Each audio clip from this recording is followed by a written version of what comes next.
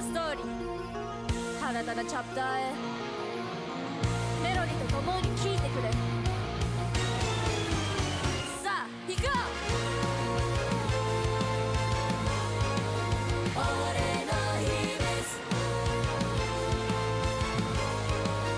見たいか知りたいか怪獣の子が生きること秘密謎強制され隠さなければ誰もが知らない不思議に包まれてる不思議に運命を分け合うため早く人気になりたい誰だってみんな違うんだみんなと共になりたいやばいやばいどうしたらいいの夢は人気になるほど時たち君と過ごせば夢に連れてく先がなる日常は充実して通学も青春なんてそんなね無駄じゃないなんて君がいるからつながっているんだ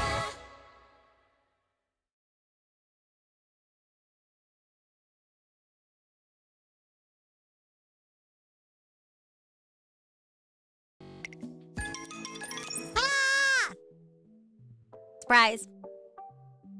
It's Friday. How's everybody doing today? I'm pretty good. I just ate a big... I say big. I had a mini sandwich. A mini size. It was big for me, though. It was big for me, though. I have a little tummy.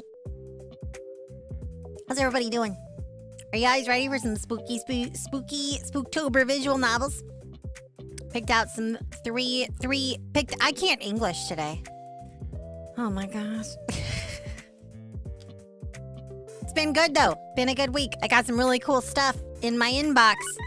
For real? Thank you for the 20 months, For real? Harry. Thank you for the 32 months. Don't be streaking. That's illegal. Do that in private, like in my room. Anyway, I got some cool stuff in my inbox that I can't talk to you about for a very long time. Such is the nature of really cool projects that I can't talk about. But oh boy, I'm excited. That's fair. Thanks. I'm glad you like my face. I'm glad you like my corporeal form that I choose to take when it's time for entertainment. What? What? Don't worry about it. All I'm gonna say is I'm gonna have a really cool announcement next month. That's all I'm gonna say about it. Something really cool. Huge. Huge. But before that, we gotta get through October. We gotta get through October first. Yeah. Well, yeah, for just a little bit. Yeah, for just a little bit. You went from username Battle Boobies? Yeah, that's a pretty bad downfall. I would have stuck with Battle Boobies. What's up, Lonnie? What's your question? What's your question? I see that. What's your question? So we only have 2 more of these streams tonight and next Friday, and then we have the award show. Who's ready for that? Thank you, Ender Games. You got an account strike for being called Battle Boobies? That's unfortunate. Yes, we do. Yes, we do. We gotta prep up. We gotta prep up. God dang. My brain is messed up today. The weather is changing and it's been raining and I just want to be sleepy. And it's really got me messed up. It's really got me messed up. Ooh, spooky jack-o'-lantern. That's crazy. What kind of awards? I'm not getting any awards. I'm giving awards away, sort of. I'm hosting the award show for the Spooktober Visual Novel Jam. We will find out who wins in a couple weeks. It'll be exciting. I'm super excited. There was a lot of really cool entries this year. A lot of them. Really good ones. And I can't wait for y'all to see more of those. I might play some of the ones that we judged next time. But this time I still wanted to do one more. I think I chose games that weren't on the list. I hope so. Don't make me a liar.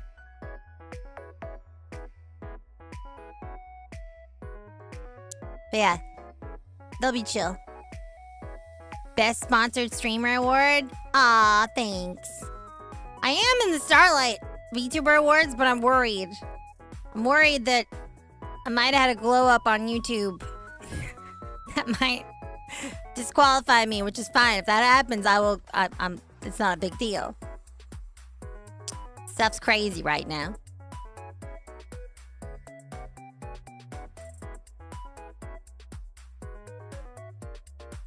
But yeah, stuff's good. Stuff's good lately. Stuff's good. October's been good. Yeah, YouTuber's crazy. Suffering from success, something like that. All I know is that I feel really confident that the business model I've been building up until this point could certainly be modular. I don't know why I'm winking. Y'all already know what I'm doing. Y'all already know what's happening. I'm excited. You should follow vtuber on Twitters. You should follow vtuber to learn more about what I'm talking about. Exciting times. Exciting times. The unbearable weight of girl boss success. Girls in suits are tight. Girls in tight suits. That's right. No, I haven't seen the new Demon Slayer movie. The last one I saw was Mugen Train, and then I don't know, nothing else about it. When is vtuber gonna get its own YouTube channel? I don't think we're gonna do that.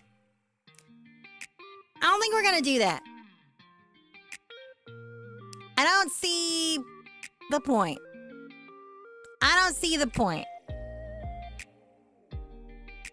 I feel like stuff can be hosted on the talents channels, depending on what the things are.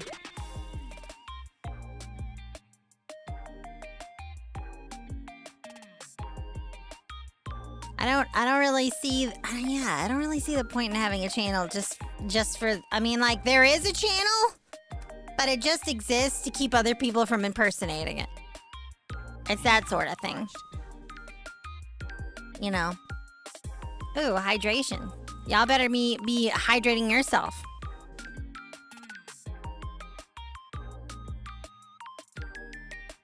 What are vtuber's rules on fan content? I'm glad you asked. We actually have a Derivative Works Guidelines document that's going to be posted on our website whenever our website gets done. It might be nice for future group events or covers. I don't know. I don't know. I still think I'd rather just put it on people's channels, but I don't know. We'll see. Maybe. There's a reason. There's a reason for it. You know, I don't know if it has to do with monetization, right? And having a vtuber thing, and everybody worked on a thing, and then all the money goes into the vtuber channel, and then it's weird. It's weird. I don't know if I like that. Money! Scary. Money is scary. doing the right thing with money is scary. And it's Halloween, so y'all should scare me with your money. That's a joke. That's a silly joke. Who's Kita and Kanauru? Are you talking about Hololive people? No Hololive people are gonna be... You think a Hololiver is gonna make a music with me? That'd be cool, though. Yo, Gigi Mooding. Let's do a Hamilton cover. I heard her singing all those In the Heights songs today on her birthday stream. It was so funny. She also made a reference to Hamster Dance, and I'm just listening. I'm like, yeah. Tell me more. Tell me more about this Hamster Dance. So crazy. Maintaining ethical financial operations. You know, it's important. And transparency and that stuff with the people you work with is also important, in my opinion. My English and honors geometry teachers both play Fortnite. That's incredible. Wow. When the money moves, lots of different thingies need their cut. Something like that. Yeah, I'll say this. If anybody was wondering, I know there's like an FAQ. There's an FAQ thread on the Vizatsu Twitter about this stuff. If anybody was curious, want to know some things. But there are some questions I don't mind answering. And I think it's safe to say this. In both of the previous experiences I had being in startup agencies that never launched or that did launch and that were nefarious and very scammy, none of the staff were getting paid. And I can proudly say that my staff does get paid. That was my number one thing. I don't want anybody working for me for free. And that has not been the case. So I can say that I'm not like those people. I've already done a little bit better in that.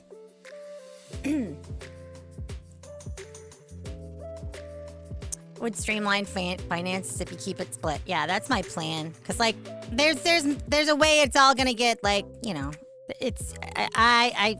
words. Don't worry about it. If you take as an agency, then it'd be put a bird on them. Yeah. It's easy to be honest. You just say what happened. Yeah. That's the thing. Here's how much money came in, and here's where the money that the business has is going. Bam. Done. It's not that complicated. Yeah, that's also true.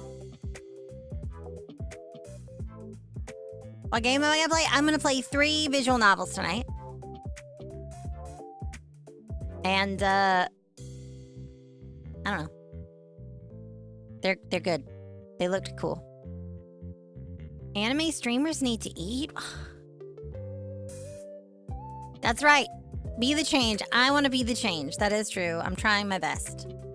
The best is all I can do. How will financing work for future talents? So, we got a plan for the thing. I don't feel comfortable releasing timelines for anything, obviously. That's very hush-hush. Can't talk about that. And specifics I can't say either, but like whatever the talent needs to debut with, we're taking care of it in regards to, like, you know, digital assets. You know? Like, we're an independent small company, so, like, the hardware is probably not within the realm of possibility at the start. Unfortunately. But the other stuff, we're gonna take care of that. Oh. That's the plan. That's the plan. But I feel like if I say any more, I'm gonna say too much. Taking in investors? We're trying to not do that. But, you know, if things happen, we'll visit that when the time comes. Not against it. Not against it. But, like, it's a very... Stuff about, like, a board of investors or, like, a panel of, like, I don't know. Money people with their fingers in the creative process. Not a thing I want to be involved with my company if we can help it. And so far we haven't needed to. But you know. I don't know. We'll see what happens. Honestly, what it really boils down to is what happens after the initial thing happens, and then we decide where we want to go from there. You never know. You've seen Shark Tank. Nobody gives money without wanting some level of control. That's true. That's true. And I feel like I want control of operations to be completely in my hands and the hands of my talent.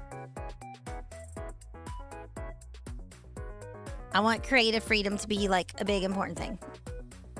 You know. I try my best. I know what happens. Look, I've seen what happens if you go into debt and like give over control for money, especially early on. I've seen what happens, right? You can't establish a good like model of what your business is going to be about, what the culture of your you know, staff and talent and all that stuff. You lose all of that. And I don't want that. I don't want that. Somewhat villainous Yodi needs to be in control. You're so right. You're so right. Yes, starting out small and secure. I'm not trying to get like six talents right off the bat and then 6 months later get a second gen of more talents. I've seen that sort of thing happen, both in like agency context and in groups. Like, no, don't do that. That's bad. Like, I get the mentality behind it, but it's not the right way to go.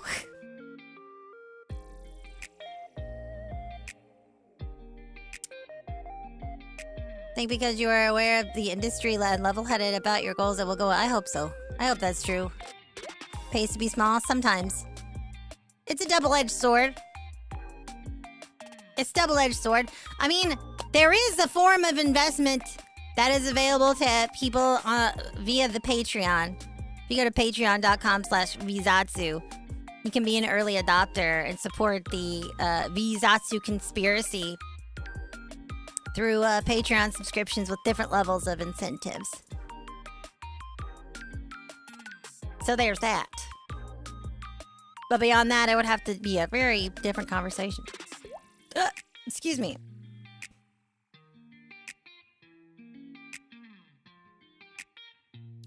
Yes. So even though it's like a legit company, it's still technically an independent company. So like, I'm not technically an independent VTuber, but the company is independent. It's so confusing. It's so confusing. And some people may be like, why you want to do things the way you're planning on doing them if you're small? And it's like, it'll make sense, I promise. But, I don't know. Good morning, Snap Parent. Yeah, the cool thing about being small is that you can take more risks creatively, but the bad thing is there's less, there are less industry entities that will take you seriously. And I feel like I've like shirked a little bit of that. I feel like I'm taken a lot more seriously by some, you know, bigger players than I was a year or two ago. But it's still a whole thing. I don't know. More risks, less protection. Something like that. Tell me you have a vision. Nobody challenges that. I do. I have a vision. I have a vision. Follow me. Follow me. I feel like I'm missing some questions, though. Bum, bum, bum, bum, bum, bum, bum. I'm Corpo VT. I'm a Corpo VTuber, sort of. Technically. Well, I mean, yeah, I am. But it's an independent Corpo. If that makes sense. It's so confusing. I don't know anybody else that has done this, though. I'm sure somebody has. There are so many VTubers out there in this wild internet. So many that I've never heard of. Somebody, I cannot be the first. I do not believe that that could be the case. That'd be crazy if I was the first VTuber to make an independent corporation like this. I don't believe it. It can't be true. Matara is working on something right now, but wasn't that for merch?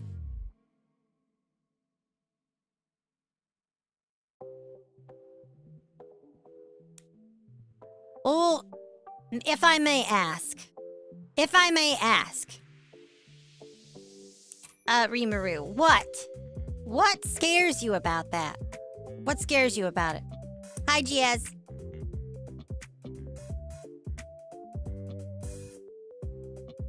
Y'all are crazy, though. Y'all are crazy calling me things like that. Empress. Empress. Empress, CEO, Supreme Ruler, and Leader. Chizu Coyote.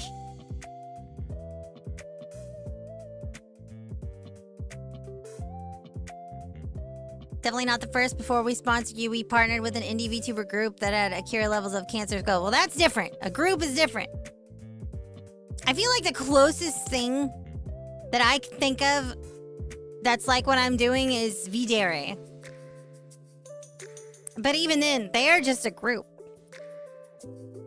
And they're in a gray area because they have lots of, like, I'm pretty sure they have contracts and they have, like, ways that they work with industry folks and things that are not normal group behaviors. For real? So, like, they're kind of both.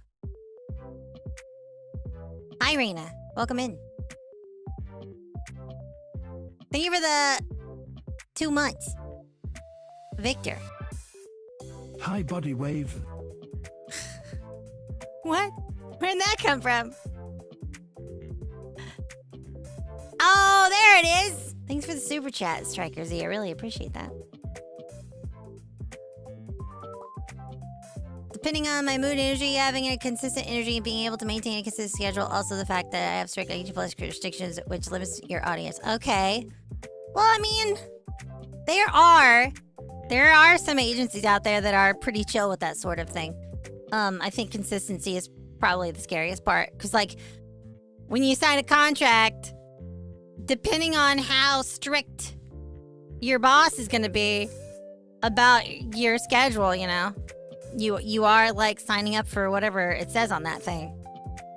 And that part's scary. Always make sure you read contracts. And don't be afraid to negotiate them either. If something is on the contract that you don't like, don't let anybody tell you, you gotta sign this, you got 6 hours to sign this, or you're not getting it. That's really messed up. Don't let that happen to you. Don't let that happen to you. If somebody has that kind of attitude, the contract's probably sus. The contract is probably sus.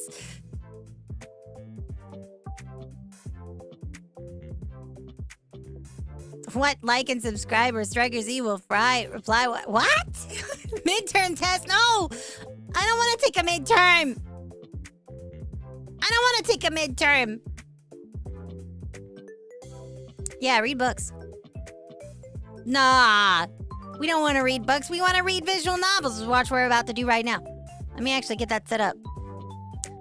What are we going to read first on this evening? Which one's first? Which one's first? Let's start with this one. Called West Ending. Let me check it out. Whoa, let me check it out. Read more Yuri. We like Yuri, that's true. Where's the options? Oh, this one's like cowboys. Okay. I think I found it. I'll say right now, I was initially confused because it doesn't say options. It's just a symbol. Oh, I just killed it because the skull means close the application. Okay. There we go. It's fine. So how do I go back? How do I go back to the Cowboys?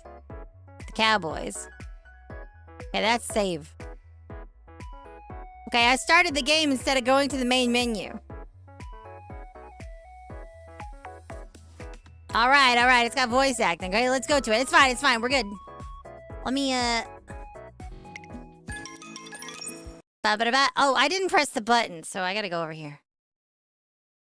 All right, here's where I'm gonna sit. I'm gonna put my eye stalks away. Put my green hair back on. All right. It's called West Ending.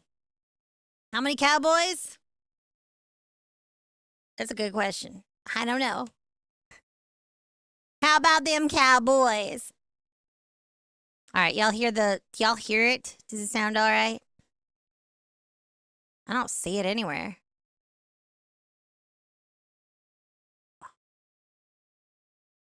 No sound. Okay, that's an issue.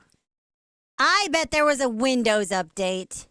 Every time there's a Windows update, it messes up my Elgato sound and just goes to default like a dummy. Bet you can hear it now. Y'all hear that harmonica?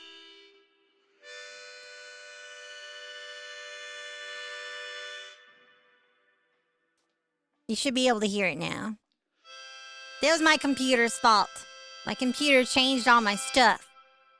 Every time it updates, it's like, you know what? We're going to change your sound settings in OBS. Oh. Okay. Oh, come on, Sheriff. Don't be sour. Oh, is that a robot? Is that like a robot? Is that a Wild West robot? I wonder if it's a steampunk robot. I'll show you, Sour. I'll show you, Sour. The sheriff yanks out a foldable phone from her pocket. I'm going to narrate it in a southern accent, just for you guys. Punching in numbers with a sharp back, she fixes on the teen with a glare as the dial tone drones through the dusty cabin. Yeehaw! She holds the phone to her ear, the droning dial tone deafening in the dusty cabin. Yes, this is Sheriff Petrie. I'm calling about your son. Please don't call my dad. Please don't call my dad.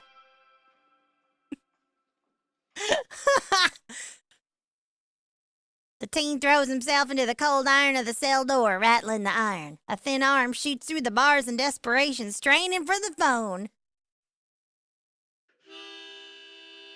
She breaks off mid-sentence, muffling the phone against her palm as she turns her attention back to the teen. She gives a disappointed sneer, as if scolding a particularly stupid dog.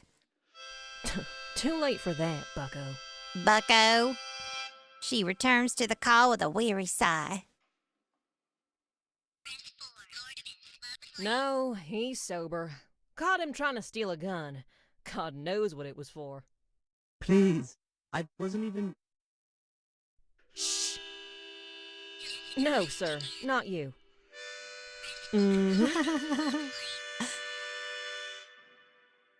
Her expression curdles, but she keeps her tone even. The change is enough to steal the boy. Still the boy, who shrinks back, scrambling to guess what punishment his father promised.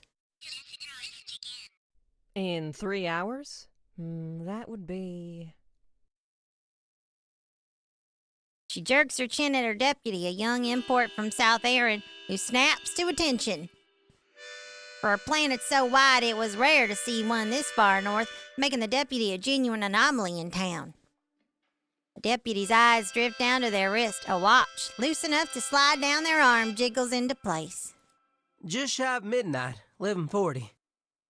At 11:40? Wait, AM or PM? She raises the phone back to her lips. The deputy idly rolls the cell's auto key over their knuckles, maintaining a steady rhythm as they listen to the conversation. The robot, barely younger than the deputy. Wait, how do you know how old a robot is? Just by looking at it. It's a robot! The deputy doesn't bite. Their gaze locked on the sheriff. That's rather late.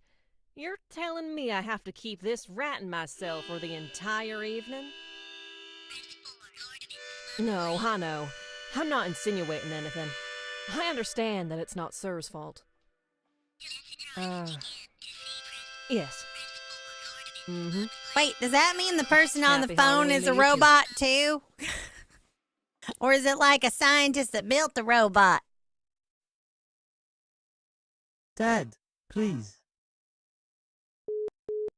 Can't get in another word before the sheriff's phone snapped shut. The phone's rusted joint protested yet another abrupt ending. He's coming to pick me up, right? No. Well, yes, but not until midnight. What? Flick of the deputy's wrist sends his auto key in a lazy arc. It lands squarely in the sheriff's palm, catching it just as easily. Then that means I'll miss the party. No, no! There's a party. Probably doing you a favor. I want to go to the party. No, you're not. You're just being like such douches. Douches! Duly noted. Whatever. Whatever. He's squall-pilled now. He spins around with a huff dropping on a cold patch of the floor, drawing his knees to his chest. Sheriff slumped at her desk, the worn leather of her chair groaning. She studied the deputy's untroubled set of eyes. Thanks for your help, Manny. I still have to write that report for the mayor, and I ended up getting... I think it would be really cool if the robot's dad was a vampire cowboy. I'd be in favor of that. Her eyes drift to the cell. distracted by other problems. Gee, thanks.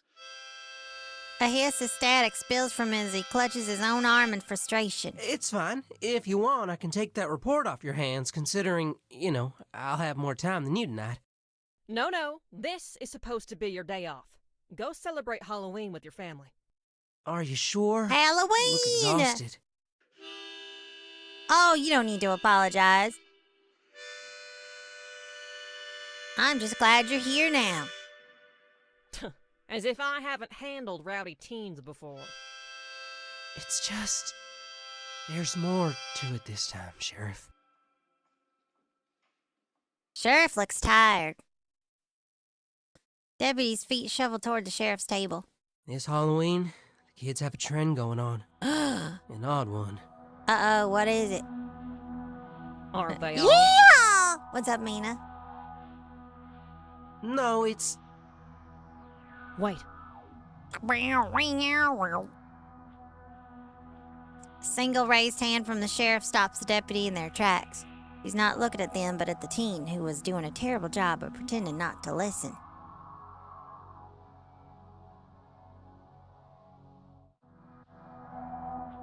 She lets the deputy continue regardless of any prying ears. pardon me. Please continue. Sheriff's hand shot out, jabbing a finger at the teen who flinched. Best believe if I catch you doing this foolish trend, whatever it is, I'll lynch you myself. Oh, damn. I wasn't planning on doing it. The teen's jaw... The teen's jaw goes slack with genuine surprise. Sheriff's eyes merely narrow in suspicion, clearly unconvinced. That's good. It doesn't sound particularly fun. Her attention returns to the deputy, reading the sudden gravity in their posture. And what is it? What's the goal of this game? It's a visual novel. I'm showcasing some Spooktober Visual Novel Jam submissions. And this one had cowboys in it. I was like, oh boy, my chat can't wait to hear me talk like this. The trend? It's called Bloody Sunday. It's a damn U2 song! I only heard my nephews talking about it, but it's some sort of game? Seems dangerous, though. It's not dangerous. It's just an arcade game or something. The statement seemed to deflate as it continued. His grip on the bars goes slack, his sheepish gaze dropping to his feet. How is a game dangerous? Some kind of deadly hopscotch? If you die in the game, you die in real life. I wish, minus the deadly part. But no, it's something to do with shooting. Shooting. Not really.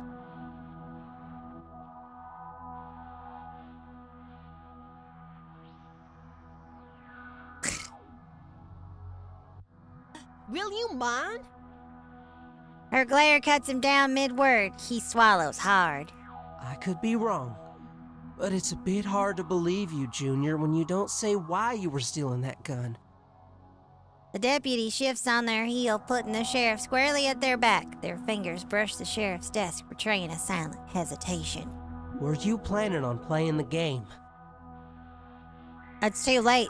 We've all already been playing the game. And we just all lost. For all its absurdity, the delivery does nothing to hide its underlying meaning. Were you planning on shooting someone for the sake of a stupid game? The slight, uncertain shake of his head turns into a much slower and deliberate one. It's not even a real gun.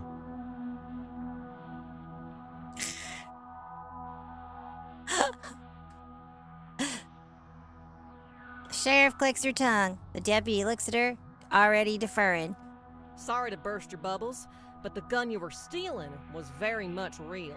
Hey, listen, if any of y'all know where I can find a live 2D cowgirl hat or cowboy hat for, a live 2D asset for I want to play the story for Red Dead Redemption 2 next month. Or whenever I finish Bloodlines 2. Yeah! I think it'd be fun. I wasn't gonna use it.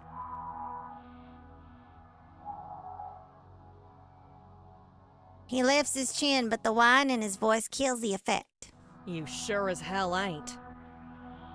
She drops back into her chair with finality. Deputy exhales, tension bleeding out of the room. Your day off is today. Your family came all the way here. I know how much you miss them. Your family came to see you on Halloween! Don't you want to trick or treat with your folks? But What the hell's wrong with you?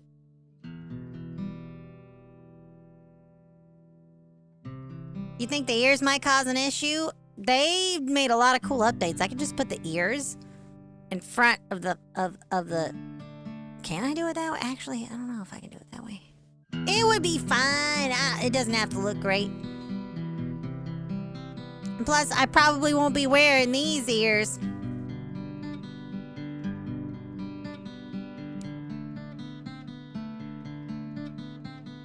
New model is coming out soon, guys. New model is coming out soon, guys. None of that.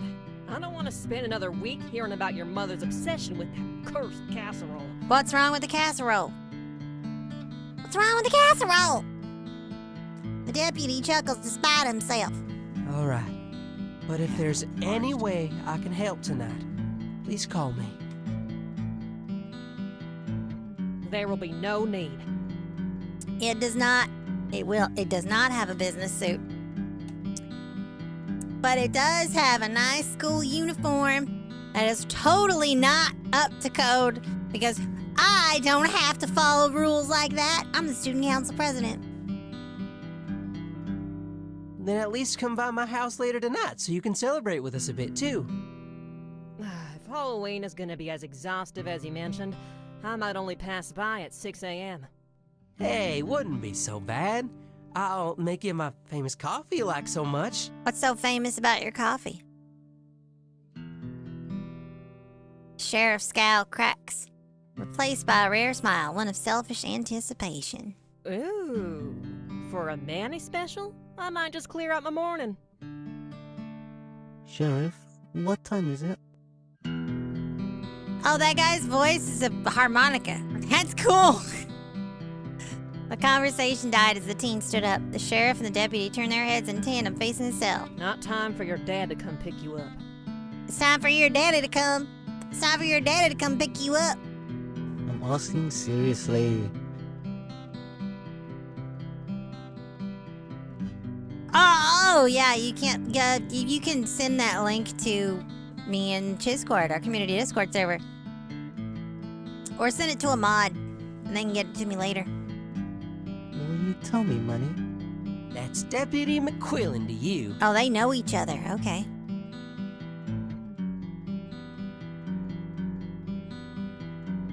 It's 5 minutes past 8. Try to get some rest, kid. You'll be there a while. It's like when you gotta go to the jail and go to the drunk tank because you had too much to drink. And they gotta make sure you're not drunk when they let you out.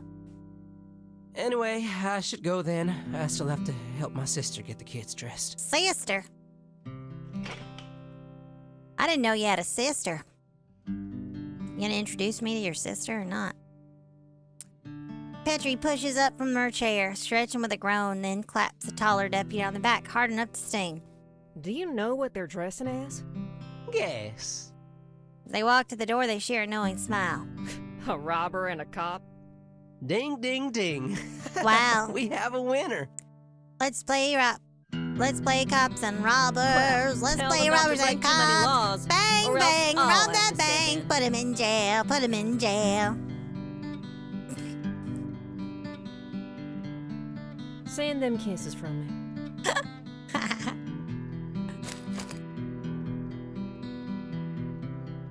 The deputy nods, unclasping their gun belt and hanging it over the key rack by the door. Pausing in the doorway, they glance back, offering an apologetic wave for the teen and a much firmer squeeze on the sheriff's shoulder. Best of luck, Sheriff. And happy Halloween. Likewise. Bye. Bye-bye. The deputy slips out. The crooked door hangs ajar, as always, a testament to the sheriff's impatience and the eagerness of the locals. Floorboards groan under the sheriff's heavy boots as she returns to her chair. The teen's eyes follow her every step, glued to the bars. Am I really gonna have to wait till midnight? Unfortunately for me, yes. He slumps against the bars, forehead pressed against the cold steel. Silence in the cabin stretched. The hours were a slow crawl through the agonized documents, the sheriff's pen against the paper, a defeated rhythm. The teen opts for a more destructive activity, redecorating the walls of the cell with a fingernail, slowly chipping at the paint. A glance at the clock, and the sheriff finally stands. The teen scrambles up as well, his eyes wide with sudden hope of a pardon. So, are you the... I'm reading, I gotta sound smart. It's to offset my southern accent. No, stay here. I have to stretch my legs. But Sheriff... This guy's accent is very familiar to me.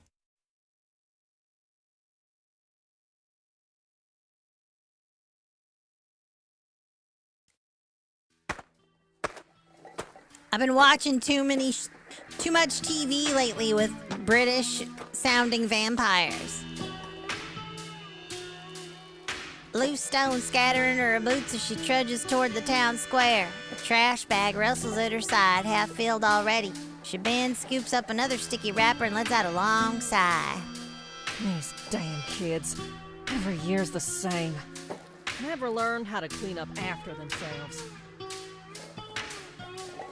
Her progress was slow, bending again and again to collect the uncared-for junk. The trash bag was growing heavier with each empty can and sugary candy wrappers, and her back growing louder at every stoop she practiced. By the time the sun bleeds out behind the horizon, the desert air is cooled to a damp bite, raising goosebumps along her arms. Then she sees it. A tall, willowy figure peeling out of the shadows of the mayor's statue. The unnerving lack of haste is of someone who feels as though they own the space. Hey, you!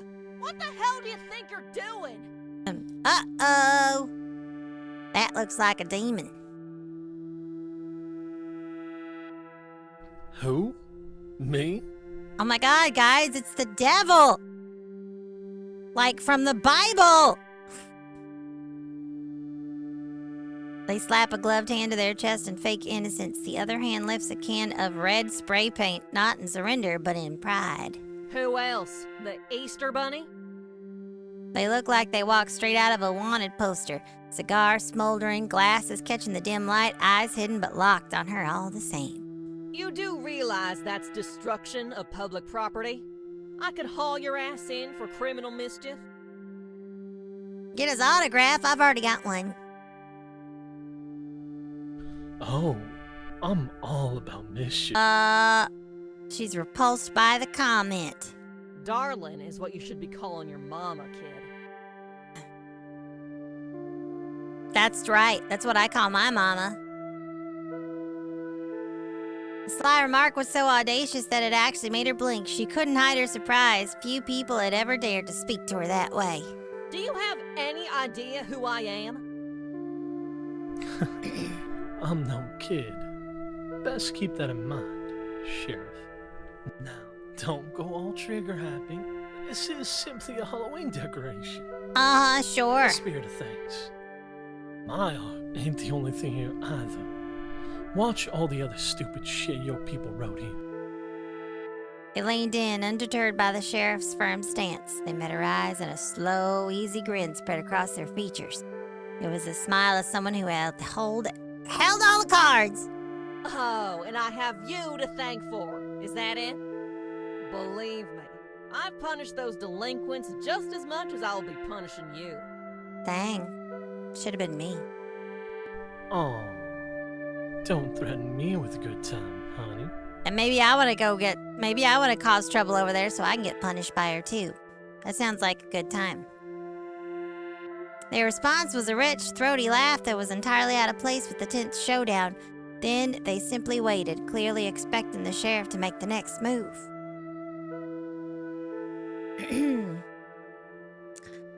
Why, am I gonna arrest him? Yeah, I'm gonna arrest him and put him in there with the robot. That's it. You're spending Halloween behind bars. She reaches for her cuffs, but a childish giggle ripples from right behind her. It chills her spine and locks her muscles. She spins around, ready to strike, but instead, nothing. Just the dry, empty desert stretching out before her. Happy Halloween! Too late. By the time she snaps back, the figure's gone, already swept into a pack of sprinting kids. You better not come back here. You hear me? The sting of defeat, she lugs herself toward the statue. Trash bag scrapes against the ground behind her. A dull grind that stops as her eyes land on the crude symbol. Circles overlap with jagged lines. The messy scrawl burned onto the surface. To her, it looked less like an alternative art piece or something equally nonsensical. Let's leave it. Let's leave it. It's Halloween. Let's leave it for tonight and worry about it tomorrow. After staring at it for an inordinate amount of time, she begins to discern some patterns. Two figures bound by a jagged chain. Their twisted forms are ugly, painted hastily and unevenly. Well, that's just... I don't know what's worse. This crap, or babysitting that little brat myself. Wow. I've heard someone say that about me before. And then I'm like, it's not a cell, it's my house. By the time she pulls her eyes away, night has already fallen. She could already hear the mayor's voice in her head, knowing full well he would scold her for letting it sit. At least it gave her the excuse to remind him that she's a sheriff, not his janitor. Teens and kids alike run around this town square like a flock of hungry vultures, looking for tricks and treats. Petrie straightened. Now, let's hope the brat's still locked up. Don't need round 2 tonight. Crossing the threshold, the sheriff squints. The evening chill didn't make it inside. The cabin is warm and thick with the stench of mold. Mold! Heavy boots shut the door with a slight push. Kid in his cell jolts upright, boredom wiped clean at the sight of her. Sheriff. Settle down. Sheriff! Sheriff! Sheriff! Sheriff! Hey, Sheriff! Sheriff! Hey! Hey, Sheriff! Hi. I'm hungry! Sheriff, I'm hungry! Aren't you gonna feed me?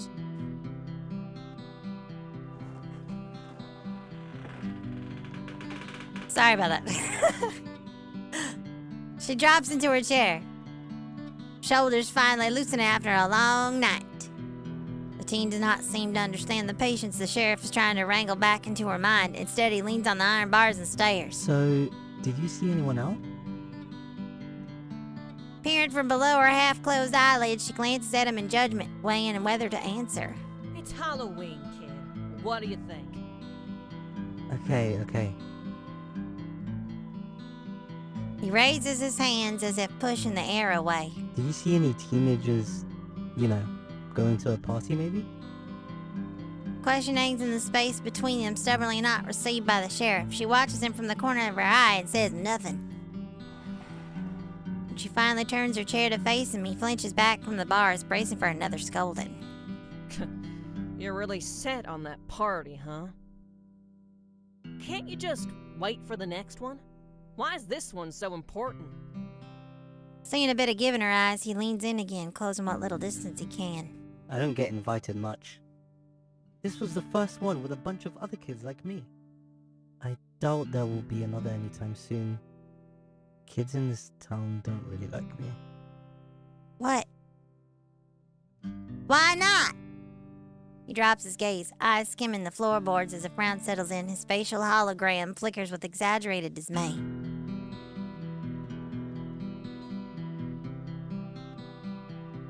Ugh. I like how I chose to try and make him feel better, but then the character of the sheriff's like, oh my god. Why are you making me do this, reader?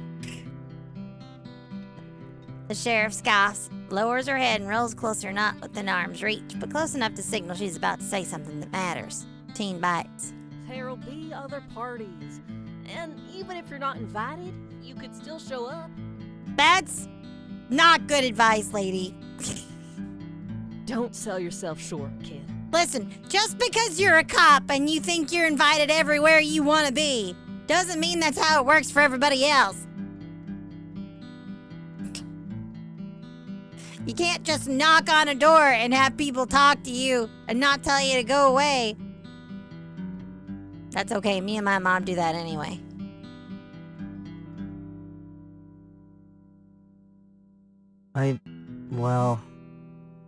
Unsure what to say, the teen's holographic eyes go wide, soaking up anything she'll give. He's clearly impressionable, and she's careful not to show how soft she can be. Seriously, I bet that party's boring anyway. She attempts to pass her comfort with her usual humor, feeling her own cheeks redden at the tone of her usual gruff voice, now taking a gentle edge. Yeah. With a chuckle, a mix between confusion and satisfaction, he nods his head. You're right. It's probably boring. Thanks, Sheriff. She pushes herself back to her post, stiff again, not sure how to follow an oddly tender moment. She half expects him to break down and repent like he's a preacher. She's a preacher, excuse me. Instead, she just nods, quietly glad he stopped whining. But the wind is short-lived. The newly tamed troublemaker clears his throat, angling for her attention again. Could you still let me go, though? Ugh, for fuck's sake. Oh, no, listen. If I go, I'll go home, I swear. I won't even look at a party. I won't even look at a party. And you won't cause any more trouble? I won't play that stupid game. I don't care about it anymore. I just want to apologize to my dad, please. She doesn't fully buy it. But his innocence, that he so often proclaims, is something she swore to protect when she accepted this job. And if it's a win-win, it's a win-win. If he goes home, his guardian can deal with him, and that's one less headache for her. But is he telling the truth? Will he really go home and rework how he treats himself and navigates the social climate of teenagehood? Or will he find worse trouble and make her regret it? Let's just let him go. Let's let him go and see what happens. Fine, okay. With the calm of a lion entertaining playful cubs, she opened the drawer of her desk, pulling out the auto key and closing the door languidly. Excuse me. Yes! The robot practically vibrates, then arms shooting skyward. Don't make me regret this. She blocks the cell door with her body, stands and scans the auto key. A flat beep and the door slides I open. won't, I promise. She dips her head, voice just above a whisper, pointing a nagging finger. If I catch you breaking any laws, no matter how small, this cell will have your name on it. Yes, ma'am. That won't happen. He salutes, she nods, satisfied. It better not. Go home! Go home, little robot! Before he jets off, he shoves his hand down his pocket and extends his palm to the sheriff, a small chip in his trembling hand. Here, yes, thanks. What is this? She turns it over, squinting at the loud font on the back. Bloody Sunday. Sounds like a cheesy horror flick. It's the game. I thought you might want to investigate, you know, what you enforcers are supposed to do. Why didn't you give this to me before? Sheriff gives him a slightly irritated look. He hunches up in an unconvincing shrug. Call it insurance? Call it insurance. Anyways, happy Halloween, Sheriff. Her eyes are back on the chip, so she only half sees him sprint to the door. She waves without looking up. Yeah. The chip is a bit dirty, used, and looks to be just a second away from being engulfed and overburned just by the heat it emits against her palm. No doubt about it, it's a game, but it looks modified. The chip is small enough to resemble a VR cartridge, one you would slot above your ear, but the wiring exposed at the underside of it looks slightly bent, tangled with each other. Oof. Oh, sorry. Steady on. An unfamiliar voice. She looks up. The teen squeezes past a broad figure in the doorway and vanishes. Huh? Who's this?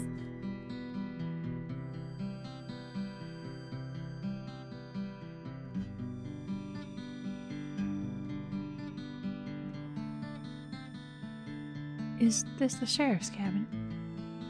Their abrupt appearance was widely overshadowed by the bulk of their frame. Their voice was much softer, a difference the sheriff has to ignore as she stuffs the game into her pocket.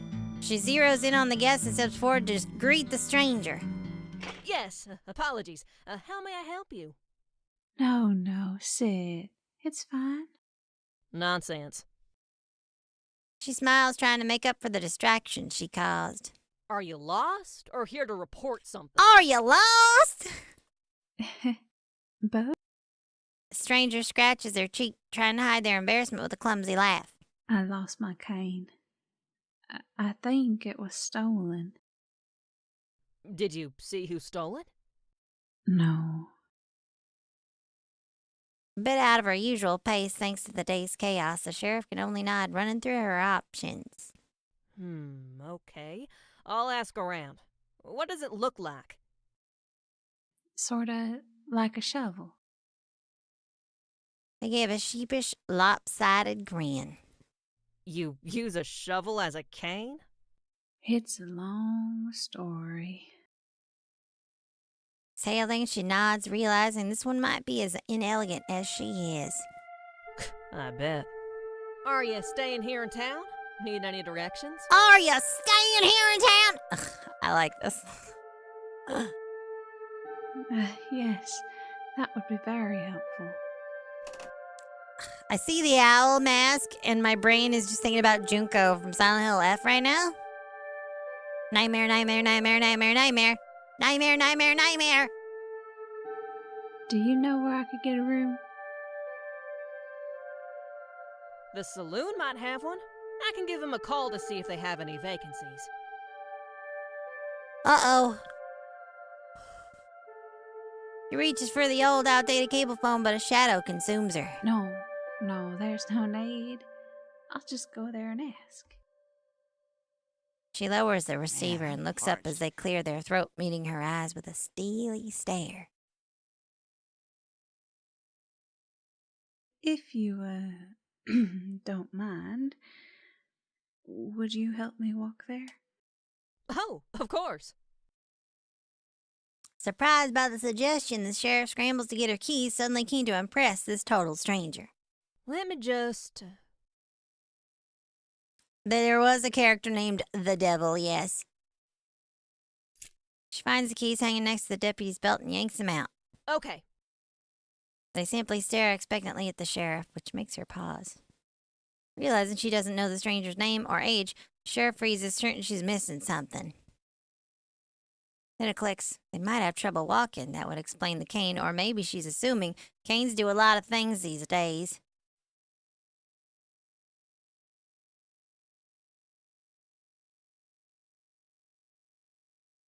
Well, shall we?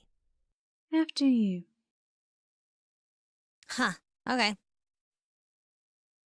The moon. The moon. Small orb of light in the sky. Oh! The moon! Oh! I'm not a werewolf. Wolves are stupid.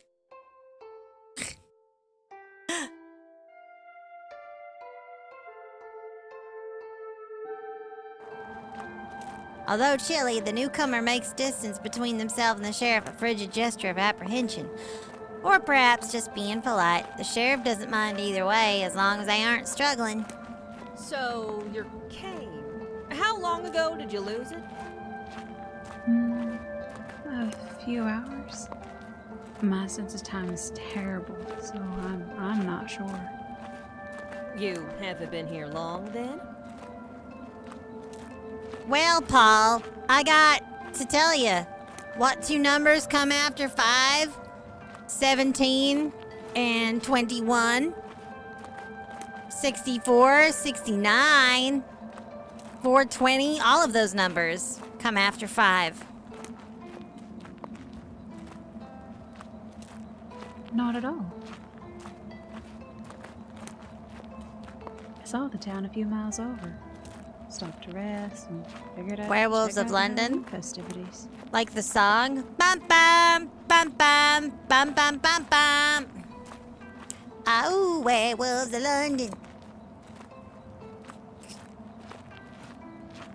As they walk, their steps fall into rhythm. The gap between them shrinks as the town center draws near, just like the distance from the sheriff's cabin.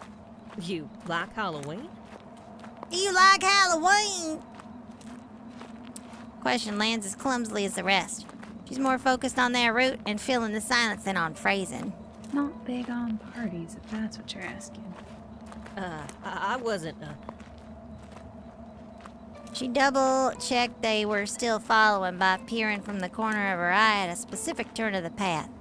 A rather graceless action that was not necessary, since they weren't even looking at her, too lost in the altering town. Do you do any trick-or-treating? Unironically, I do. They laughed the same muffled yet tranquil sound, a deep-chested chuckle. I didn't always, but I thought it would be a nice way to get some human contact when I don't leave the house. That's good. The town, or rather the center of town, since they never left, buzzes with people of all ages and thrown together costumes.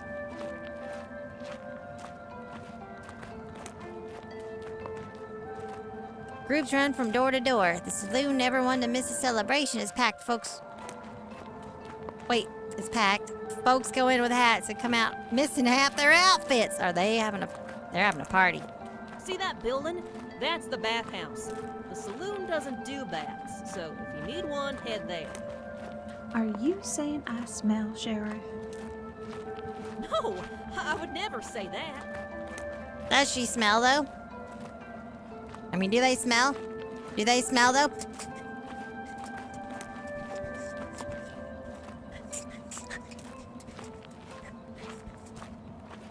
Your stench leaves me wanting.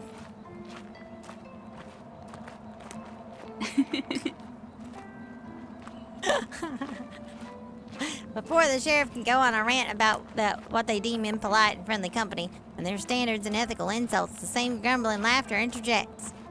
I was just teasing you. The stranger looked down at the sheriff as they finally stopped moving, their figures still in between so much passerby movement. Thanks. I'll keep that in mind. Can I buy you a drink? To say thanks for the help. You don't have to, Amidst all the muddle of the doors of the saloon, the sheriff spots a very familiar figure standing at the side of the building, leaning against the rotten wood with an impish grin. Wait, Oh my God, it's the devil! Not just anyone, the same stranger vandalized the statue earlier. From their shifty posture and the way their eyes sweep the narrow entrance, they're clearly up to something again. And in their scan, they spot the sheriff. They look surprised only for a moment, before their lips stretch into an even more devilish smile. They wave at the sheriff like a delicate noble mingling with the poor.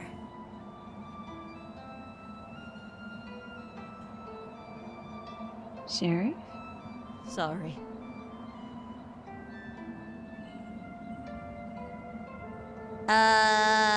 Let's just ignore him.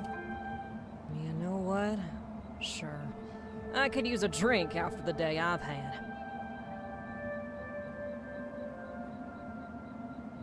Are you talking about me? The character with glasses? Hard work? Is there any other kind? Touche. On guard. And with that, they head in together like old friends despite not even knowing each other's names.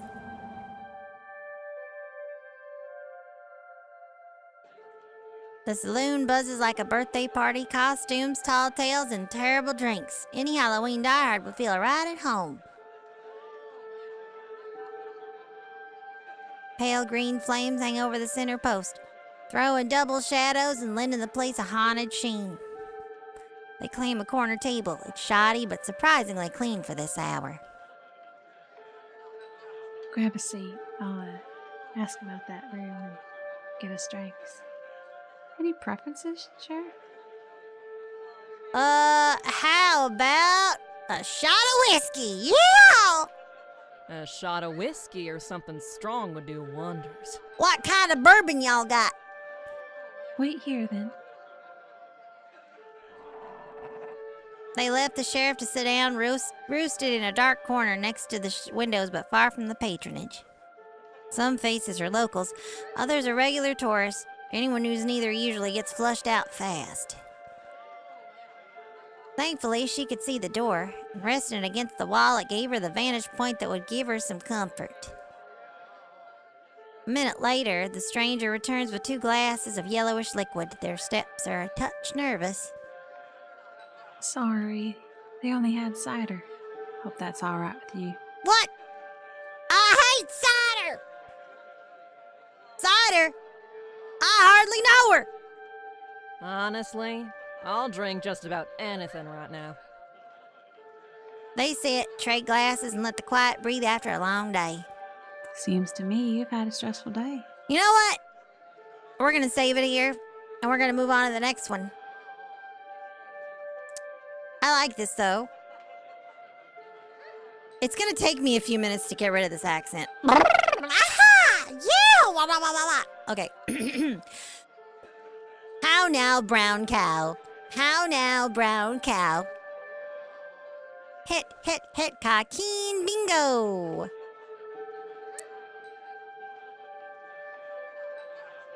The skeleton had oddly shaped feet.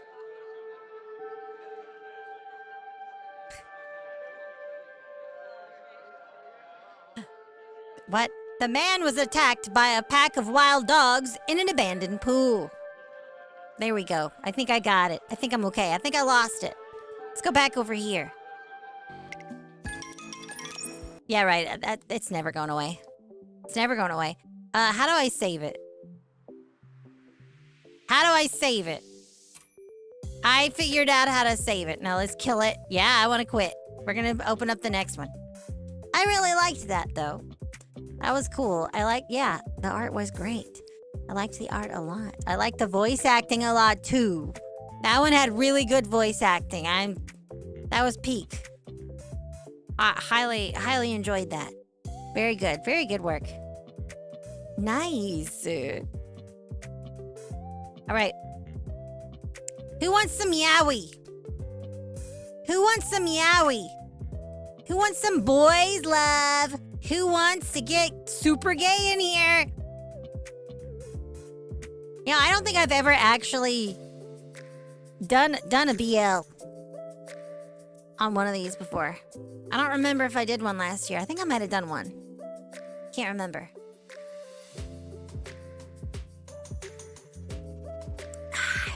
For some yaoi. Give me some yaoi hands in the chat. Claps, emotes. Something. Just bark at me or something. Come on. Give me something. I mean, we're doing it anyway, but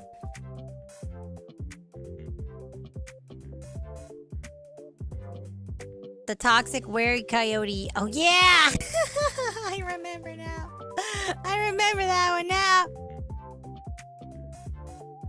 Okay, there we. You know what? That's good. That's good. Let's do that. It's time to get yaoi in here. It's time to yaoi this place up. It's time to yaoi this place up.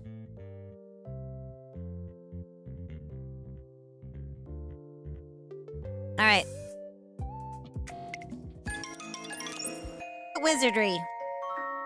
Moonlit wizardry. Let's check this one out.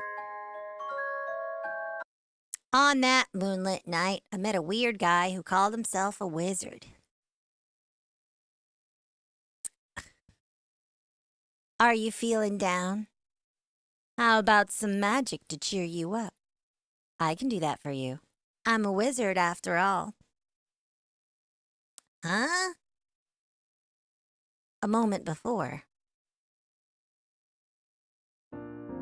That day was just a normal day like the others. It was just the usual day. Yes, the usual day. For me, it was my daily routine to stare at a word processor software with pure white blank page all day. Ugh. Once upon a time, there was a what? Unable to find the continuation, I erased the sentence. The sun has risen. What a generic opening. Erase. Type something and then erased it. Type something, erased it. Rinse and repeat.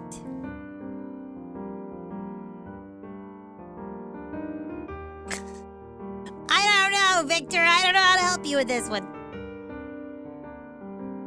Why not both? Both is good. In the end, the screen remained empty of words. There's no use. I cannot even think of a single word for my next work. Novelist. That was to be my occupation, or at least that's what I was supposed to be. But I felt like my real occupation was a professional daydreamer. Even if I tried to write, whatever I wrote felt like a vacation essay done by an elementary schooler. No, I was worse. At least they tried their best to write something fun. Mine? Horrible. Just horrible. Theme as common and uninspired as the grass on the roadside. Imagination gone, along with my hopes and dreams. Length short and efficient, like when my introverted self was talking to a stranger. Vocabulary? What words? Reject humanity, back to monkey. Pacing, I was from the future because I had experienced teleportation. Words have left me. Ideas have forsaken me. Maybe my brain had become rusty. Or maybe I didn't have any talent to begin with. Put my hands away from the keyboard and sighed. Should I quit? I looked at the ceiling, actually considered doing what I said. However, even if I quit, I couldn't think of any other occupation at this point. I had loved reading and writing since I was little. Being a novelist was my dream job. But after being a real novelist, I felt like I could no longer write like before. It was no longer that fun. My latest work was a flop. Even worse, I got writer's block and spent my day staring at nothingness. If only I could regain my passion. If only I could write something good. If only I could get an inspiration. If only I... All of a sudden, I felt a wave of drowsiness come over me. My eyelids were getting heavier and heavier. Then I fell asleep on my desk.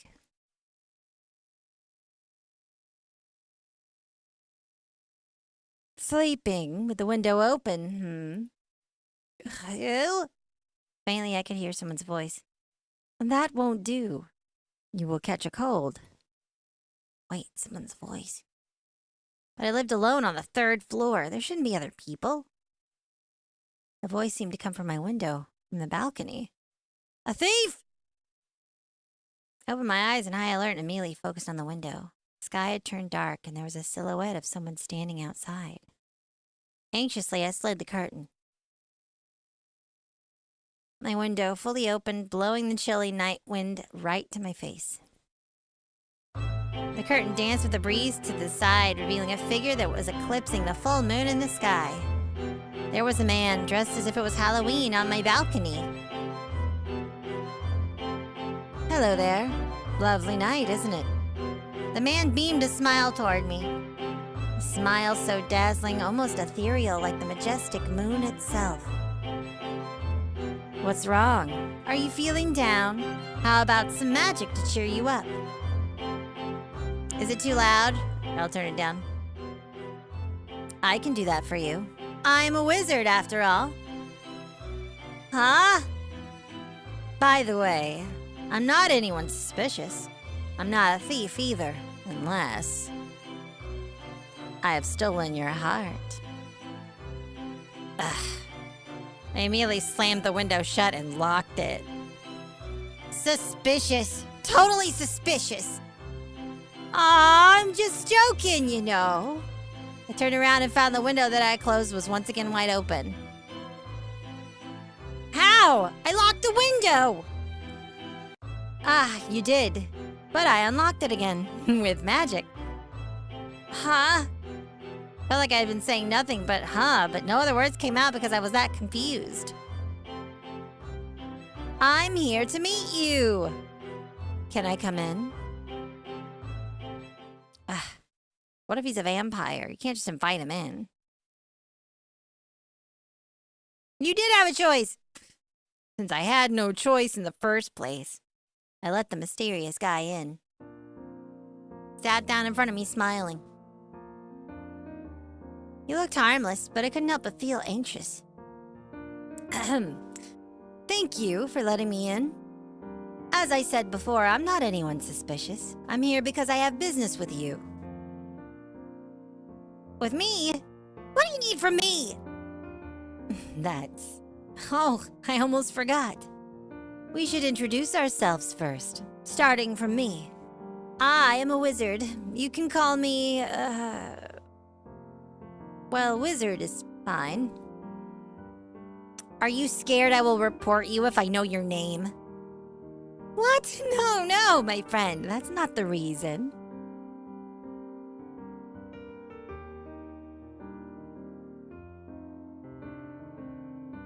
Since when are we friends?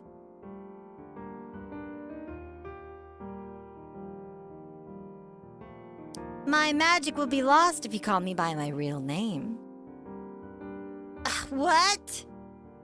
I'm here as a wizard to show you magic, so I can't tell you my real name. Well, if you can correctly guess my name, I think losing my magic's not too bad either. I don't even guess a stranger's name.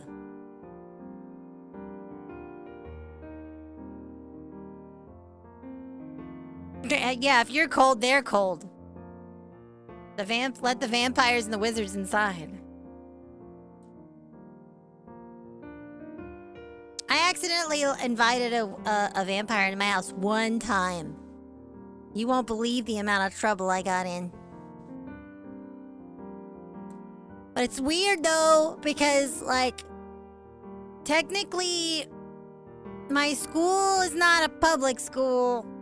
So a vampire can't attend unless they're invited, but since my house is technically part of the school because it's underground, it's weird because it's like an apartment. But it depends on how they get in. But I've said too much. I don't want to explain how the vampires keep getting into my room.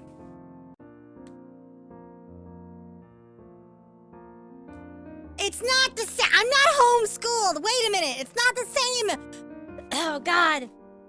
Yeah, just because I'm adopted and my house is under the school, it doesn't mean I'm homeschooled. I'm not like one of them homeschooled kids. All right? I'm not in a cult anymore. I'm not in a cult anymore. I'm not a cult leader anymore. I'm not like a homeschooled kid. My house is under the school. It's not the same place as the school.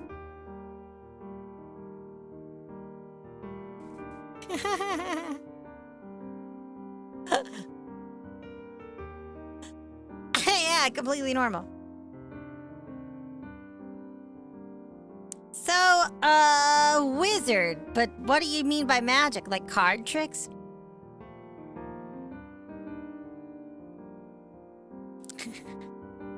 Oh no! Is this it? Is this the comment that gets me in trouble? Oh my god! Chizu said bad things about homeschooled kids. Come on, y'all. They're not all like that, but like there's... Listen.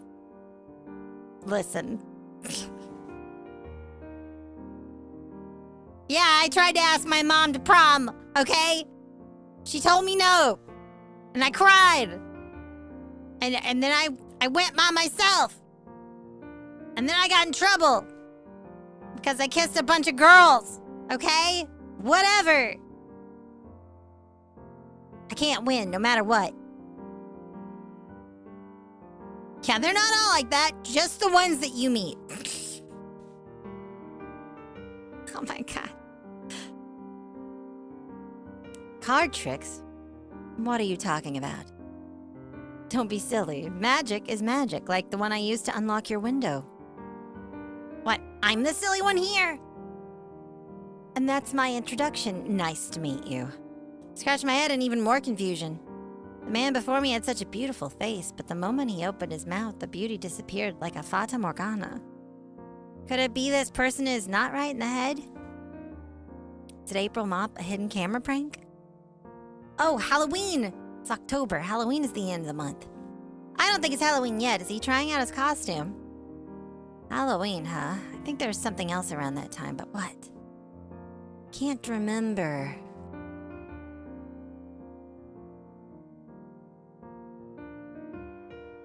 Oh well, more importantly, I have to deal with this guy here.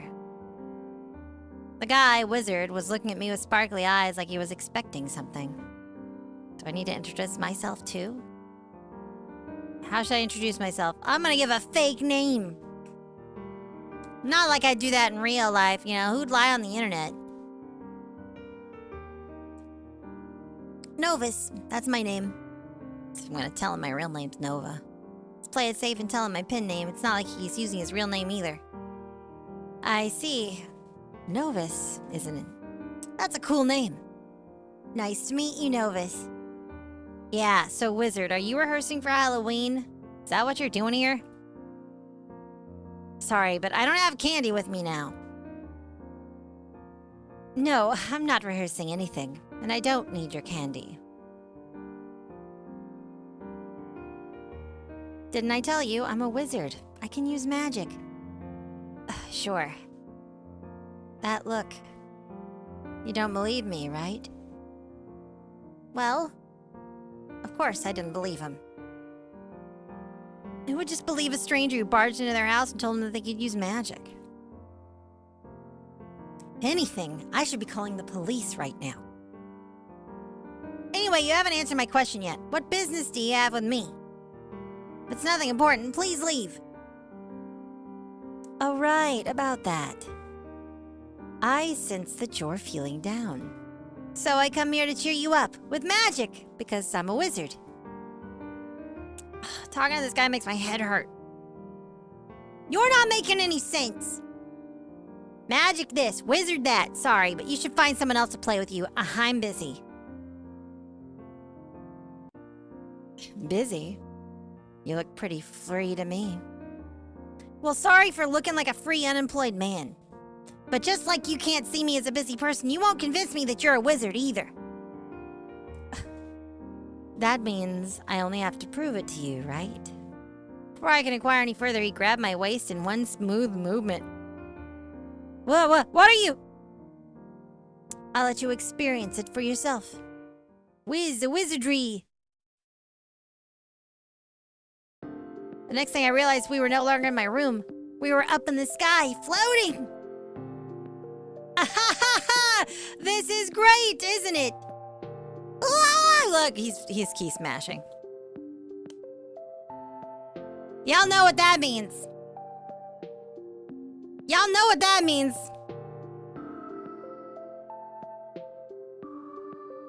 Just saying.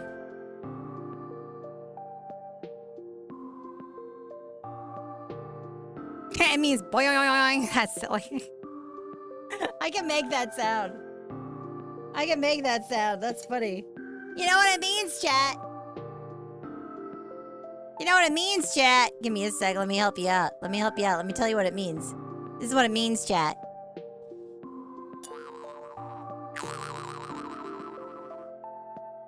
That's what it means.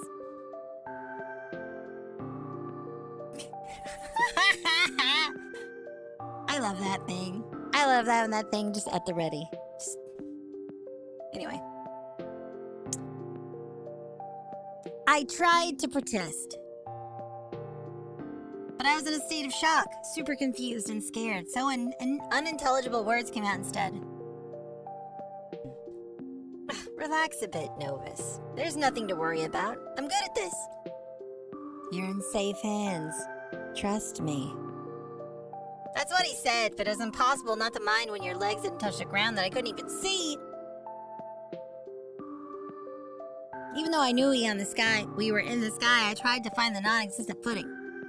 I got a chill, not only from the night wind, but also from trying to estimate how far up we were and imagining falling down from this height.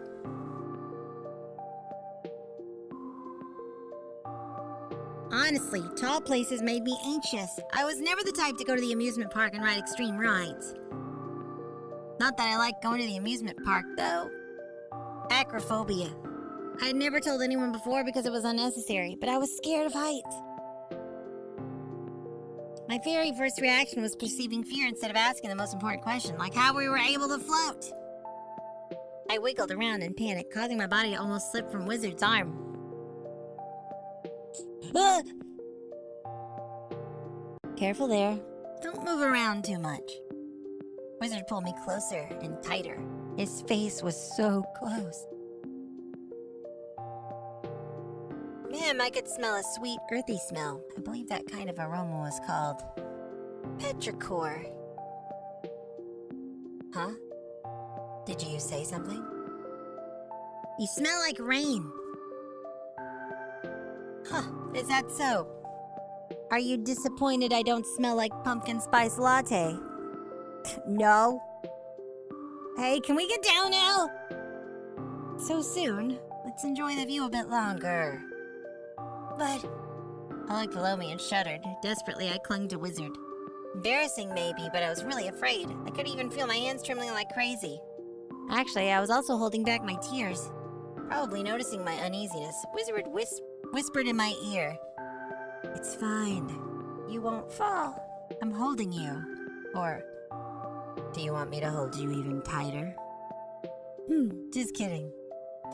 His voice was sweet like honey, warm like spring wind, smooth like a lullaby, and bewitching like a siren singing. If I were a sailor, he would definitely lead me astray with his voice alone. Seriously, this guy and his jokes, he must be doing that on purpose. There's no need to be afraid, just trust me and relax. I won't let you fall, I'm serious. Easier said than done, I have a phobia of heights. Let's see. Rather than looking at your feet, why don't you look at the scenery? Not the one directly below you, but the one far in front of us. It's beautiful. I guarantee you will like it. I just know it.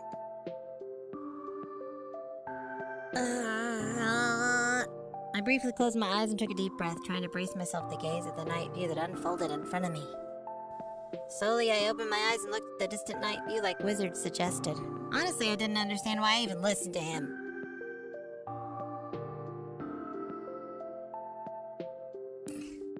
It's true though, isn't it? It's a little bit horrifying when you think about how, oh, if this wasn't Yowie, this guy would just be like, kidnapping you. He broke into your house and then stole you away.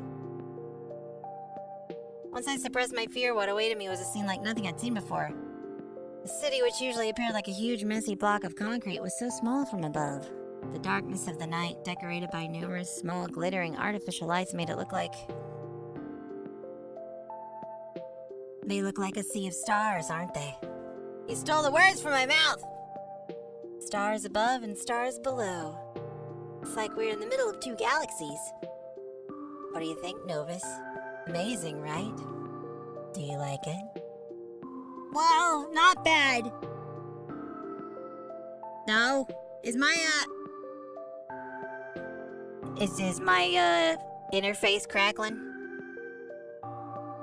My interface crackling, moderators?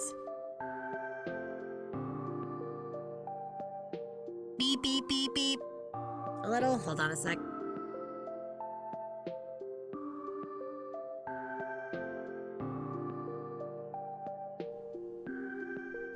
Is that better? Is that better? I swear, my Focusrite. If you're ever looking for an XLR interface, don't buy a Focusrite. Do not buy a Focusrite. And trust me, it will not offend me if it sounds like that. And you tell me, please tell me. I don't want to go very long with those kinds of problems. Because it's really easy to fix, it's just annoying.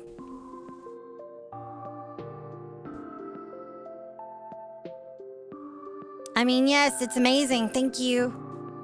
Glad you like it. So, do you believe me now?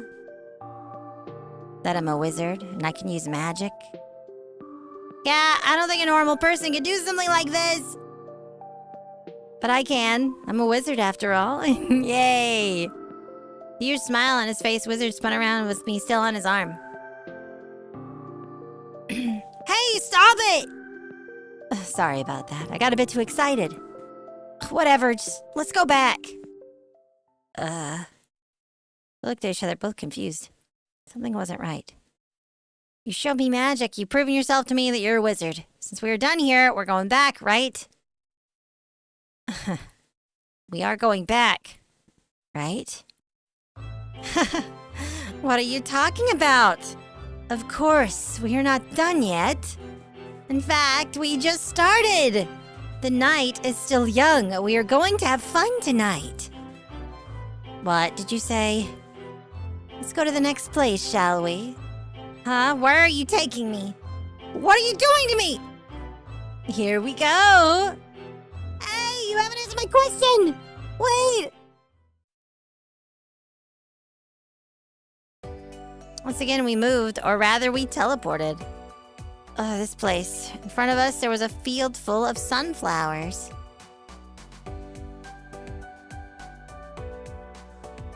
It was almost November. It should be autumn, and more importantly, it should be nighttime. Hi, Papa Spade. What's good? And yet the scenery in front of me was clearly something from summer. The sun was also there in the sky, but it was nowhere near hot. Surprised? This is magic. I'm a wizard after all. The one you said before we teleported, was that something like a spell? Yeah, something like that. Just how does this magic thing work? It's a secret. Of course. But why are we looking at flowers exactly? When you said we were going to have fun, I thought we were going to take me to an amusement park or something like that. Novus, do you want to go to an amusement park? What? I brought you here because I thought you would like this kind of place compared to an amusement park. Am I wrong? If you want to, we can relocate to the amusement park, but... Wizard looked at me, to be precise, to my trembling legs that finally touched the ground. From this point of view, I might look like a baby deer trying to walk. Are you sure? You're barely standing.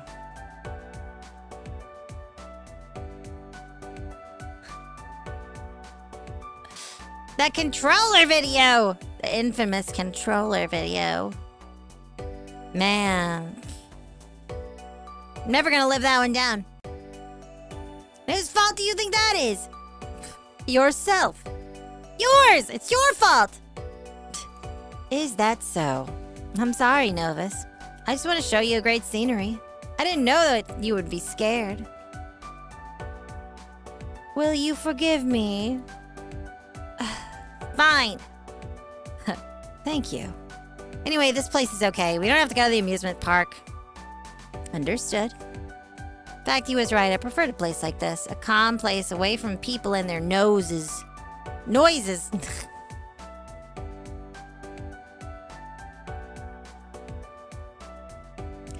I never liked crowded and noisy places. Being surrounded by people made me tired. Talking to people depleted my energy. To me, the sound of crowds was like pollution. Listening to it was like inhaling pollution. Of course, being indoors was the best. Inside my room with the AC turned on and a cup of coffee and a nice book to read. Sounds like paradise. But a place like this was okay. If your legs are not shaking anymore, why don't we walk around? Sure.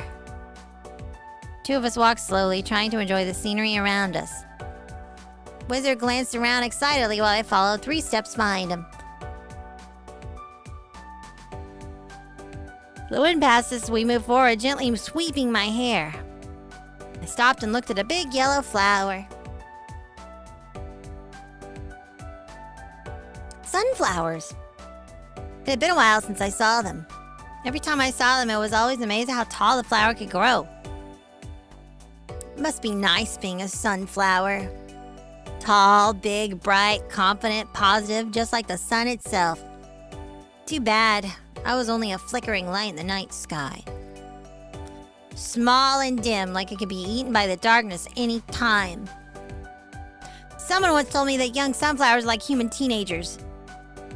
Sunflowers' buds turn toward the sun just like youngsters reach out towards a bright future. I used to believe in that so-called bright future. However, as I grew up, I began to think what was the bright future for me exists in the first place.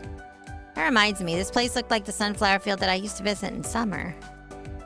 Maybe this is the same place. It feels nostalgic. With the familiar scenery as its trigger, my head started to dig the memories that were slumbering inside me. I used to come to see the sunflowers with a certain someone back in high school, a friend of mine. That guy, he loved sunflowers. There was no one in my neighborhood who planted flowers. Oh, wait. I wonder if that friend you used to go see the sunflowers with is the wizard. What? We had to ride a bus to find a sunflower field. He would run around looking at the flowers and I followed behind him. However, I hadn't been coming there since I graduated. Nova. Novus! Novus, hey, Novus! Oh, it's you. What's wrong? That should be my question. I've been calling you for a while. But you seemed lost in thought. Oh, sorry. More importantly, come with me! Although I didn't say I'd come with him, Wizard pulled my hand with his cold hand. Why is his hand cold? What is it? Novus, look! Look over here! The sunflowers are so big, and there are lots of them. So cool. Yeah, look, Nova, sunflowers. There's so many of them. It's good that we come here, right, Nova? Why am I remembering this now? Is it because the wizard reminds me of him? Oh, look at these sunflowers. I wonder if I'm allowed to touch them. It's fine, right? Right? Just don't pluck it. Don't worry, I won't. Wizard carefully touches the flowers. He was just touching the flower, but he looked ecstatic about it. Wow, look at that guy. He said he wanted to cheer me up and make me have fun, but it looked like he had much more fun than I did. Observing him was quite interesting, too. In a supposedly blazing hot summer, a pink-haired man dressed in all black with off-season attire ran around to check on the sunflowers. His huge hat was like trying to compete in height with the tallest sunflower. Whenever he moved around, the wind carried his coat, fluttering. Not to mention the smile on his face as he touched the sunflower was as dazzling as the sun above. He was like a weirdo under the moonlight, but under the sunlight, he was like an excited child. However, this place and the sight of him filled me with a feeling of nostalgia. I was wary of him at first, but spending time like this with him felt like hanging out with an old friend. If only I had my phone. Phone? What for?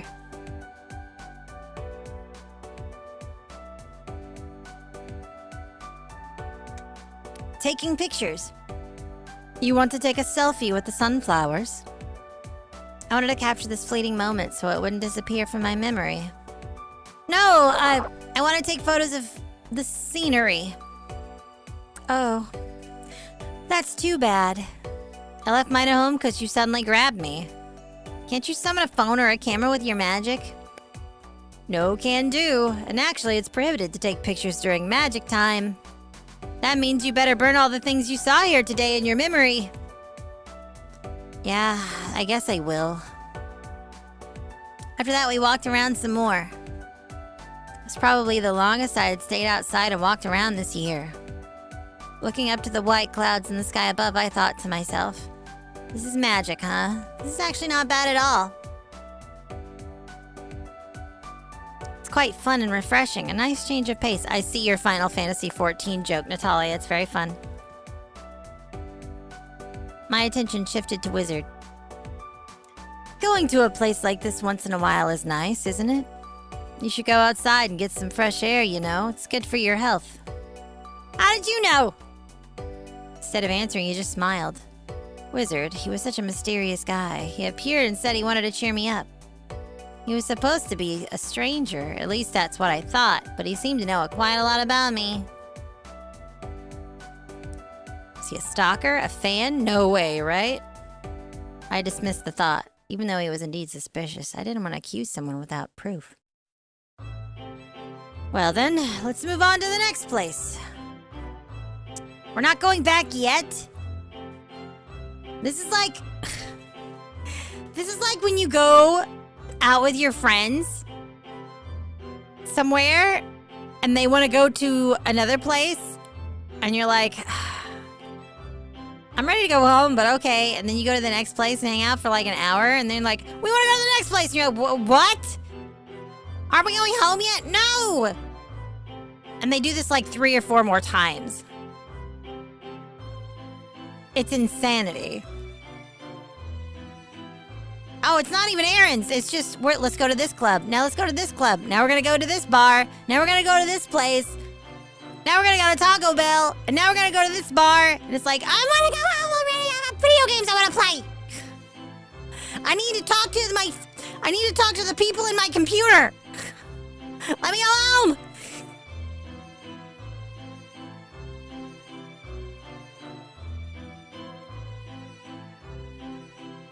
All right. What are you saying, Novus? Of course we're not done. I'm not satisfied yet. I thought you were here for me. Don't sweat over small stuff. You just want to go somewhere, right? Don't drag me along with you. That won't do. There's no meaning if you're not there. What are you...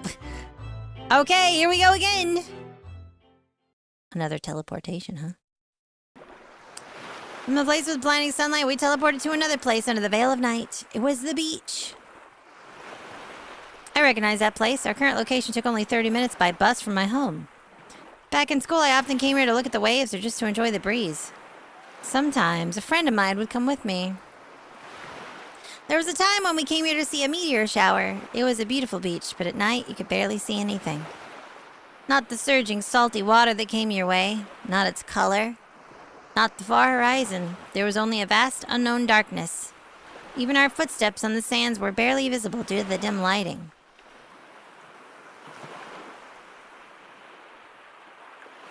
So why are we at the beach in the middle of the night?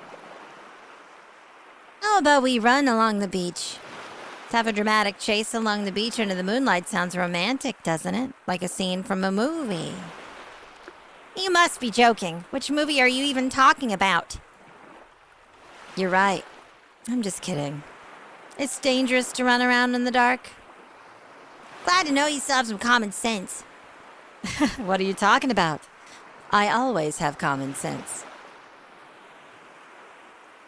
I have no particular reason, but... Isn't this a nice place for relaxation? The wind is nice. You can hear the sound of the waves, too.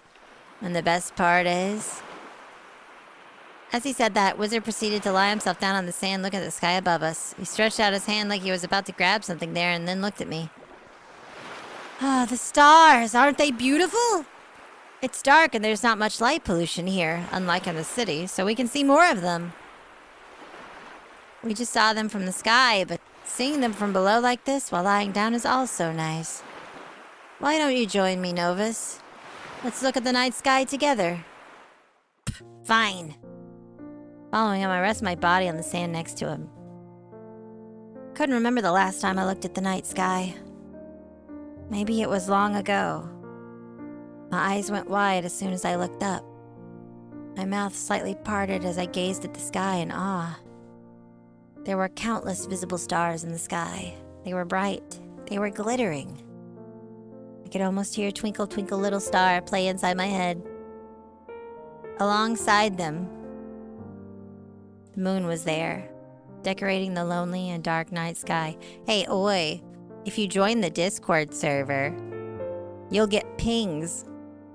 You'll get pings when I go live in Discord. So even if YouTube messes up, Discord's got your back. Just saying. Excuse me.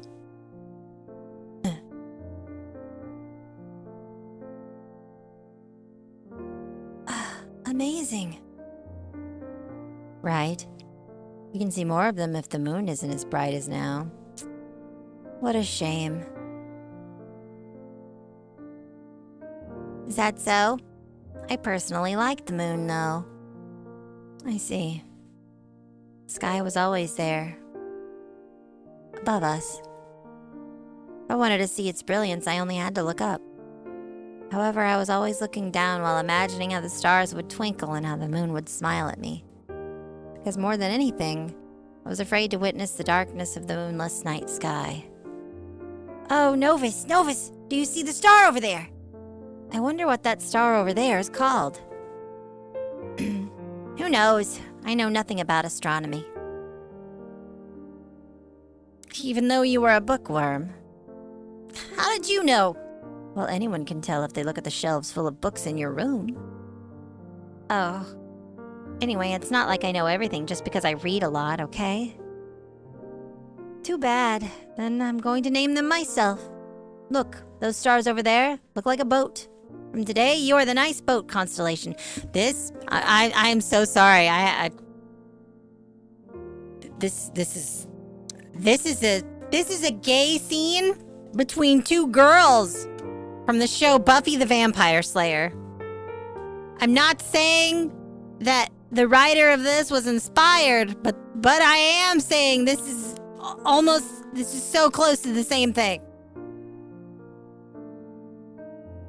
Natalia can back me up. I'm not like saying anything negative here. I think that's great. Okay? I think it's a cool... If it was on purpose, it's a cool reference. If it's not on purpose, then it's still really sweet. Just want to throw that out there.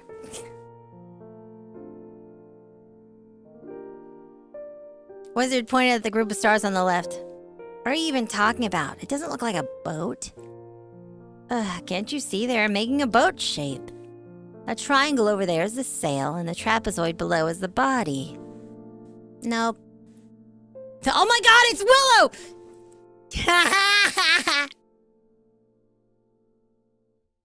That's funny.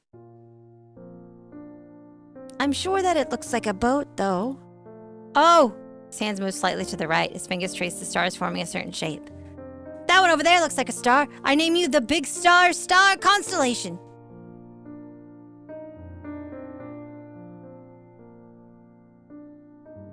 Nova the Wizard Lair versus Buffy the Vampire Slayer. Your naming sense sucks. Well, it does look like a star, though. For real? Ah, thank you for the gift membership, Jeebus. Right? Suddenly, Wizard tugged my shirt and turned his body my way. Oh no! Yowie eyes! He's got them yowie eyes! Oh god, he's gonna kiss the boy! The boys are gonna kiss! Hey, Novus, do you see the brightest star on the big star? Yeah, why? I'm going to name it Nova. For a moment, I thought I could see his eyes glittering under the moonlight. Huh? Is he naming a star after my name? That can't be right. I haven't told him my real name yet. Nova. My brightest star. Nova. He said that embarrassing thing while looking straight at me. With his gaze on me, I could feel my face becoming hot. I wonder what kind of expression I was making. No, let's not think about it too deeply. He probably means nothing. We've only met for a few hours. I quickly shook any weird thoughts that came to my head. I'm pretty sure the brightest star in the sky already had a name. Is that so? Yes, most stars, if not all the sky, already have names. I don't know their names, though. I wonder if I can use magic to rename the stars and the constellations.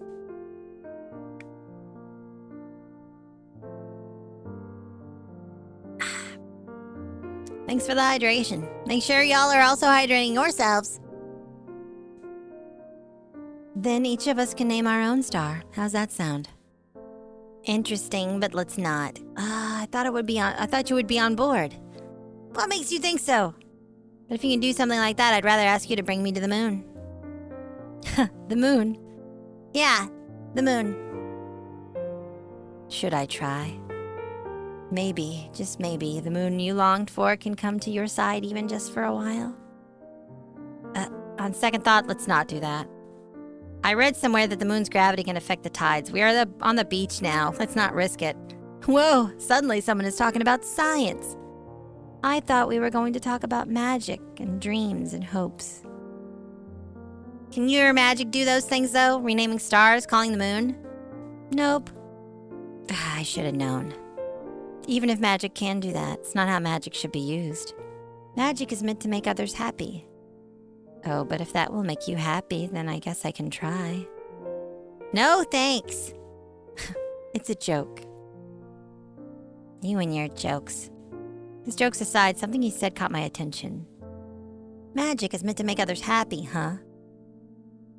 I like the sound of that. I feel like I've heard that sentence somewhere, but where? Was he looking at me with a surprised expression? What is it? Why are you looking at me like that? No, it's just... You're finally smiling. Huh? What are you talking about? I mean... You've been frowning all this time. I'm just glad to see your smile, to see that you're feeling better. That means I made the right choice by coming to your place and doing this magic. I've been meaning to ask, why would you go this far for me? I wonder why. Maybe I just want to see you happy. Seeing you all depressed makes me sad. Why? We just met. I wonder why. Maybe because I'm a fan. What was that? So vague. But I see. I look depressed, huh? I guess I was. Turned my body to the side. Wizard and I were lying down on the sand side by side facing each other. Hey, Wizard, were you listening to my ramblings? I wasn't sure myself, but I wanted to tell him. I wanted to tell him about the things that troubled me. I think Nova is feeling the yaoi. Maybe a little. Maybe it was because he reminded me of my friend, or maybe because I just wanted to talk with someone, even to a stranger. Sure, tell me. Tell me everything on your mind.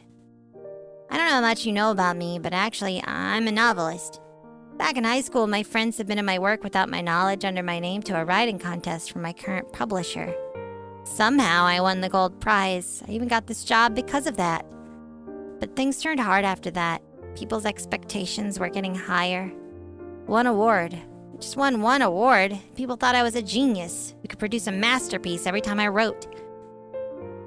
When I wrote something that didn't meet their standard, people were disappointed.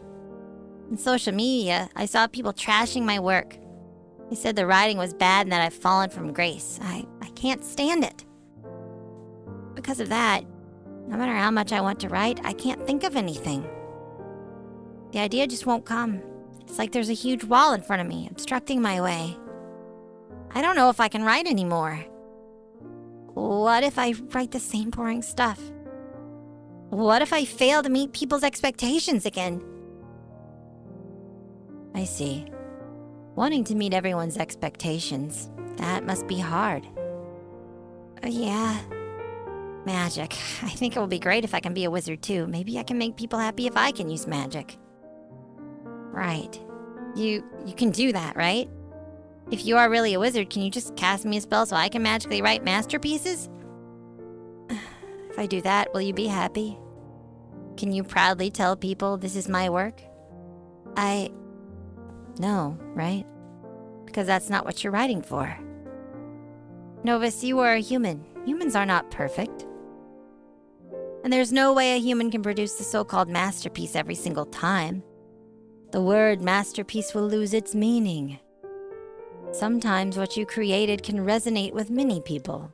Sometimes it doesn't. That's just how it is. Having ups and downs is normal. It's a human thing. Also, Novus, you said something about wanting to use magic. You may not be a wizard, but you too possess magic. Really? Me? Yeah, your magic is here. Wizard held my hand and caressed my fingertips. His touch was so gentle, as if he was touching something precious. You see, there is this certain friend of mine who really loves reading. Once his eyes are fixed on the book, he just won't look away until he finishes reading. Then after that, he would look at me with a smile and excitedly tell me what he just read. Oh, I think I did that too. Looking at him made me think maybe the author cast a spell on that book. Or maybe words themselves are something magical. Through words, you can spellbind people and take them into an adventure to another world that you created. You cannot see the shape, but you can imagine it. You don't actually experience things, but you know how it feels. All of those are possible because of words. More importantly, it brings excitement, love, and joy to the readers. It makes people happy. If that's not magic, I don't know what is. Those feelings, I think you know them more than I. Yeah. These hands of yours have brought those amazing things into existence. You said you disappoint your readers, but I think there are still people who enjoy your works nonetheless. There are still people who find joy, even a little, in what you wrote. So, you too are just like a wizard. But in order for you to use your magic, first you need to make yourself happy. You can't spread joy if you've forgotten that feeling. And that's what I'm here for. To cheer you up. To make you remember the feelings that you've forgotten. I see. Thank you, wizard. I mean it. You're welcome. What Wizard said was right. I loved books. I loved to drown myself in stories in an unknown world of imagination. It was also what made me start writing. For real? Thank you for the 2 months, Clown Spin. No, he doesn't look like he belongs in the money gang. He's in the Yowie gang. I wanted others to find the same joy as I did after reading a book. I wanted to make people who read my story happy. Those were why I became a novelist. I see. Novus, you're right. You're completely right. Thank you, Wizard. Thanks to you, I feel better now. Is that so? I'm glad I can help my friend. Yeah, sure, friend. Oh, Novus, look! Suddenly, Wizard shook my shoulder while pointing at the sky. A shooting star! Did you see that, Novus? Yeah. I heard you're supposed to make a wish when you see a shooting star. What did you wish for, Novus? Nothing. It's too fast, so I can't think of anything. I see. That's too bad. I lied. It's not like I can't think of anything, it's just I stopped wishing upon a star. What about you? I wish for the brightest star to never lose its brilliance. Huh? Those words. I knew someone who said the same thing before. But before I could ask, Wizard got up from the sand. Well, it's almost time. Shall we go back, Novus? Okay. In the end, I couldn't ask. Oh, shooting stars, make a wish, Nova, quick. It was just one wish. But it was something that could never come true. When he said he would take me back home, I assumed he would be teleporting like before, but no, we flew all the way from the beach. Thanks to that, I felt sick because of my acrophobia plus motion sickness. I was on my bed, trying to deal with a headache and nausea on my side. Wizard was looking at me apologetically with puppy eyes. Oh, Novus, I'm sorry. Are you mad at me? No. Ugh. Are you okay? Do you really need to ask? Why didn't you use teleportation or whatever? Told you I have acrophobia. I got a little too excited. I mean, I'm sorry. Also, I miscalculated the time. Time? What time? Glad you asked. For my next surprise, of course. There's still something else? I only said we should head back. I never said we were done. But I can wait for you to feel better. We still have time. Whatever, stop making me talk or I'll throw up at you. Okay, I'll sit in the corner then. It was awfully quiet. Around 10 minutes had passed. My dizziness was getting better, but I hadn't heard a single word from Wizard. I expected him to make a noise, but he was being very quiet, to the point I couldn't sense his presence. Did he leave? First thing I saw was Wizard, whom I thought had left, standing with a serious expression while reading a book. Ah, man! Okay, I'm gonna speed it up a little bit, because I want to know what happens. I need to know if they kiss. I need to know if the boys kiss, okay? I gotta know if the boys kiss before I take a break. I gotta know if they kiss. Why did the music get crazy? I wanna see them kiss!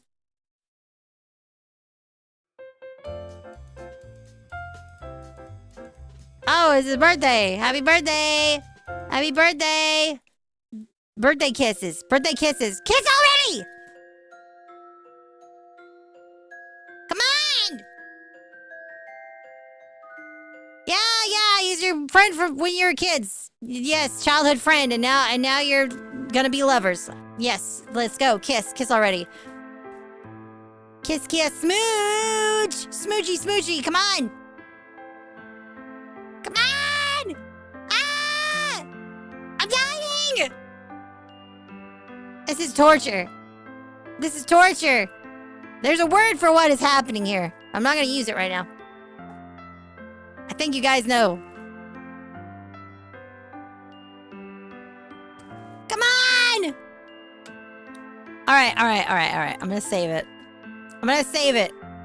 I'm sorry, chat. None of us are gonna get to see that tonight. We don't get to see the boys kiss. Sorry. No boys kissing this time. I'm gonna take a break though, and then when we get back, we're gonna play the last one. We're gonna read the last one. You don't think they're gonna kiss? I'm pretty sure they're gonna kiss. They better fucking kiss. Or else.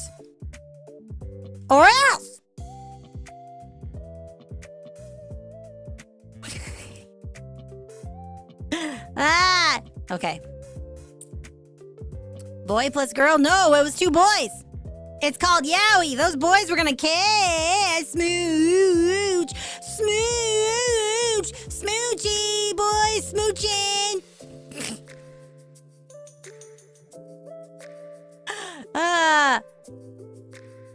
They better not fade to black. I want to see those boys' lips touching. I've never been so Fujoshi pilled in my life than I am right now. Wow. Man. I should read more Yaoi.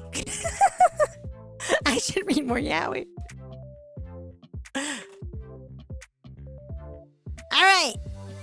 I'm gonna take a break. When I get back, we're gonna read one more.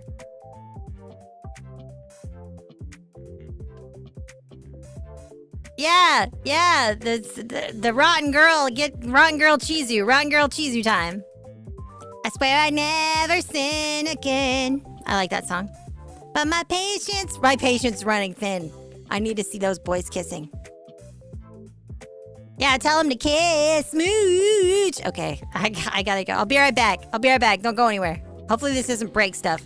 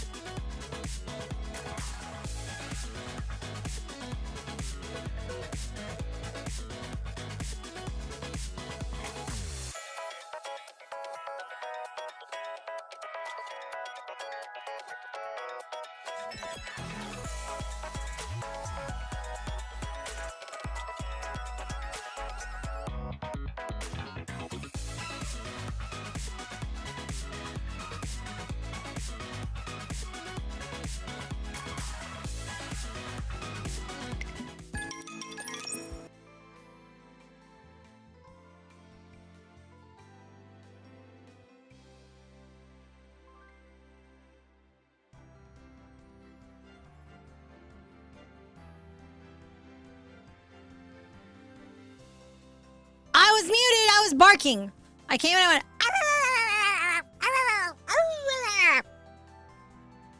Anyway, this game looks deceptively cute. I feel like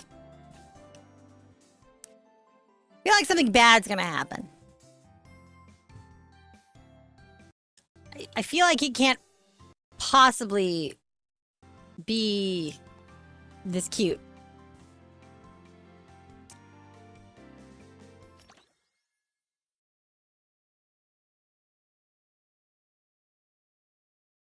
I'm Chizu, and this can never be changed. I will never not be Chizu. Oh yeah, this is gonna be doomed. Oh yeah? I'm gonna play it. So I'm trying not to play ones that are on the list, but it's becoming increasingly difficult to find ones that aren't on the list that I want to play.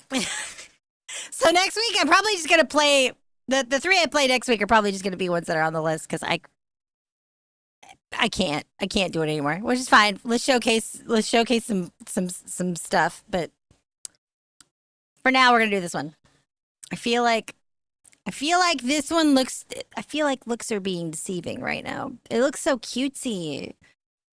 What's the catch? Something horrible is gonna happen, like episode 3 of Puella Magi Madoka Magica. You know what I mean?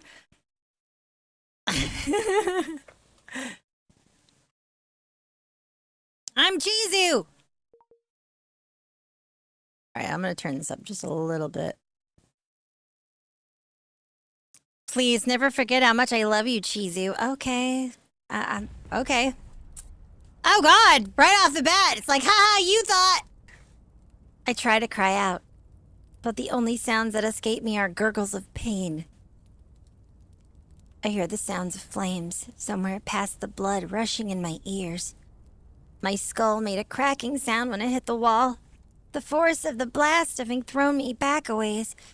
The living room is in tatters. Something fell on me when the leftmost wall caved in. I can't feel where it landed. Then again, I can't feel most of my body.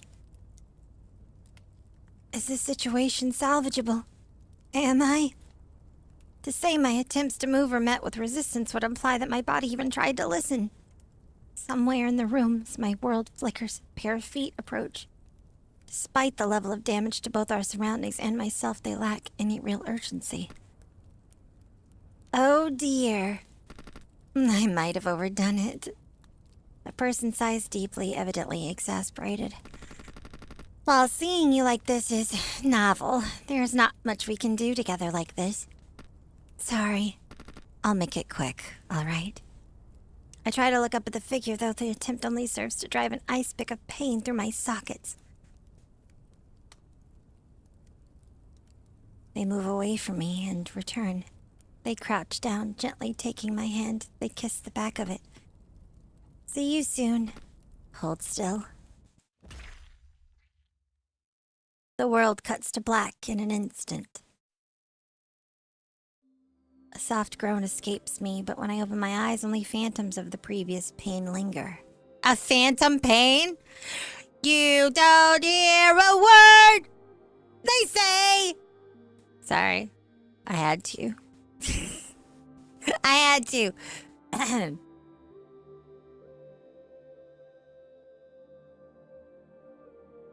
As I'm taking everything in, a gentle voice calls out to me. I turn to face the speaker. Hello there. How are you feeling? Her voice is soft and sympathetic. She even offers out her hand to help me off the ground. I take it. Her grip is gentle and soft. You look worn out. Something awful must have happened. You'll be okay now, though. You're here with me. At my feet, a small ferret-like creature walks in, circles around me, watching me with an expression that seems worried. Eventually, it uses its small wings to fly up to my face. It presses its nose lightly to mine. Boop. It then seems to decide I'm okay and flies into the girl's shoulder. Thanks, who are you? Her smile is soft as she watches me. My name is Rain. I go by C. I'm sure you have questions for us. Where are we? We're in a place between life and death. I refer to it as the subspace. Regardless of your previous circumstances, nothing will come to harm to you here. I will be sure of that. What happened?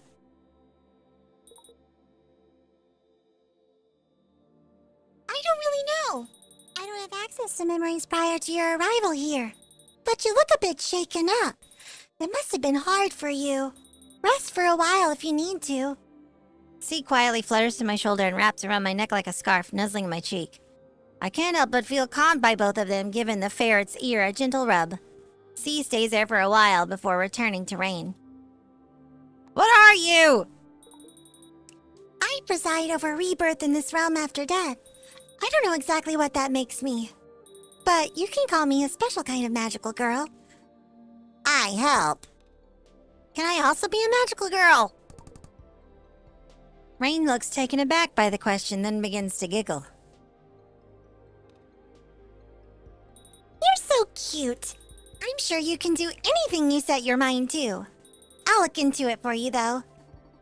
Think carefully about this decision, though. It's not as easy as we make it look. You're hesitating. Are you okay? What if I want to stay here with you? Rain freezes. She looks shocked.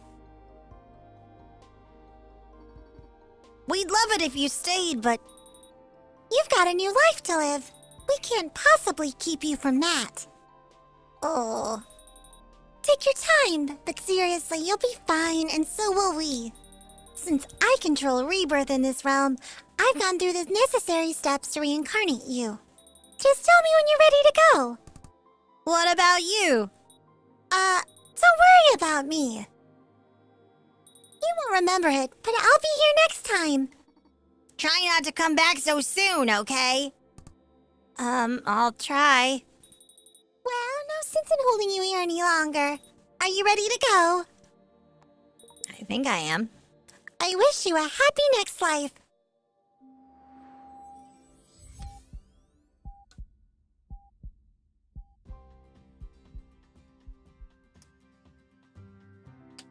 And don't forget that your paper is due next Monday. The portal will be open until midnight. I highly recommend that you read pages 61 through 80 if you want to have any idea what we're talking about for our next class. The lecture hall is already in the process of packing up their things as the teacher speaks. Oh my god! It's the cool S! Look at the cool S, everybody, look! Also, Sussy Among Us, Sussy Among Us! There's a Sussy Among Us here!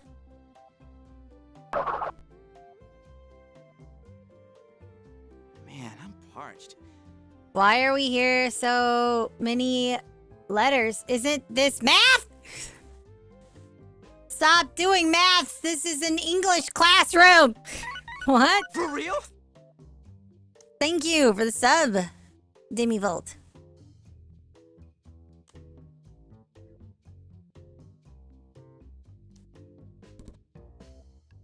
Man, what a day. Look over my shoulder as Adrian appears behind me. He usually sits next to me, but he forgot his glasses today, so he had to sit in the front. I think it was a bad idea to schedule 3 lectures back to back. But hey, at least we finished up early. Plus, I've got you to complain with. I call that a win. I'm honored. I say it sarcastically, but he is right. It really helps to have a friend for these things. I'm glad he and I met last semester. He's been a lifesaver. So, you headed straight home? I think so, yeah. My eyes hurt. Yeah, same. I need a nap. Two of us step out from the lecture hall and into the cluster of buildings that make up our university.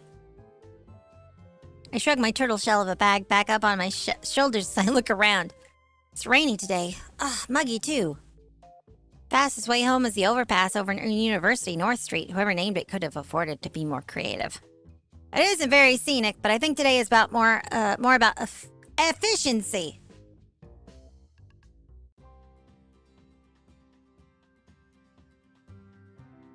He looks like an alt version of that one guy from the Persona game. Which one? Which one? I like him. He looks cute enough. My boyfriend? You mean my husband? I have 2 Persona husbands. Just to be clear. I have a Persona 5 husband and a Persona 3 husband. And they're both my husband. And they're both dead! They're both dead, okay? Thanks for reminding me!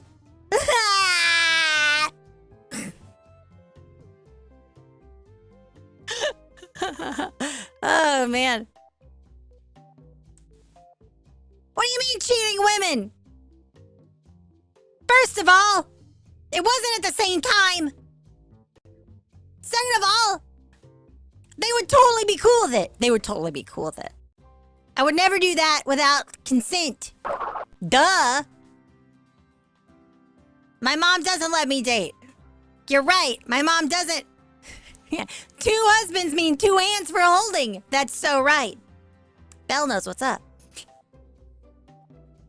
But also, yeah, my mom doesn't let me date. Look, it's not important. It's not important. I'm still mulling it over when someone calls out. Hey! If the voice belonged to anyone else, I'd probably groan. I'm not exactly in the mood to talk right now.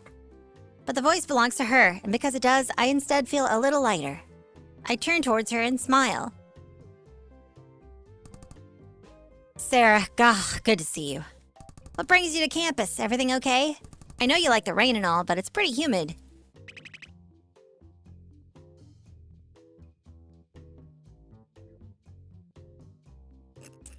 Oh, you are high! You are so high! Get out of here with that! I've never heard you make a joke about that. That's crazy. Are you possessed? Where did Oi go?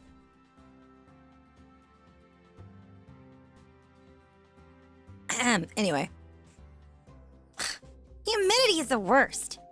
Sarah hates humidity. She says that it makes her hair frizzy. I think there's a charm to that, but she doesn't like it. And it's up to her at the end of the day. Yeah, I know. Huh? I get a hype train incoming before I get the thing that happened that caused the hype train. What? What? What happened? What happened? Wait a minute. What did I miss? Why is there a hype train?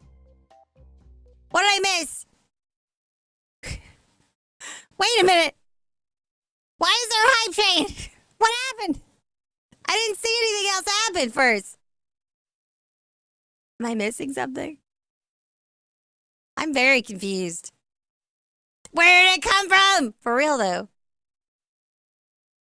There we go. That's a good time to buy in bulk. Thank you for the 5 gifted subs, Bill. Appreciate that. Thank you. Just make sure you're taking care of yourself.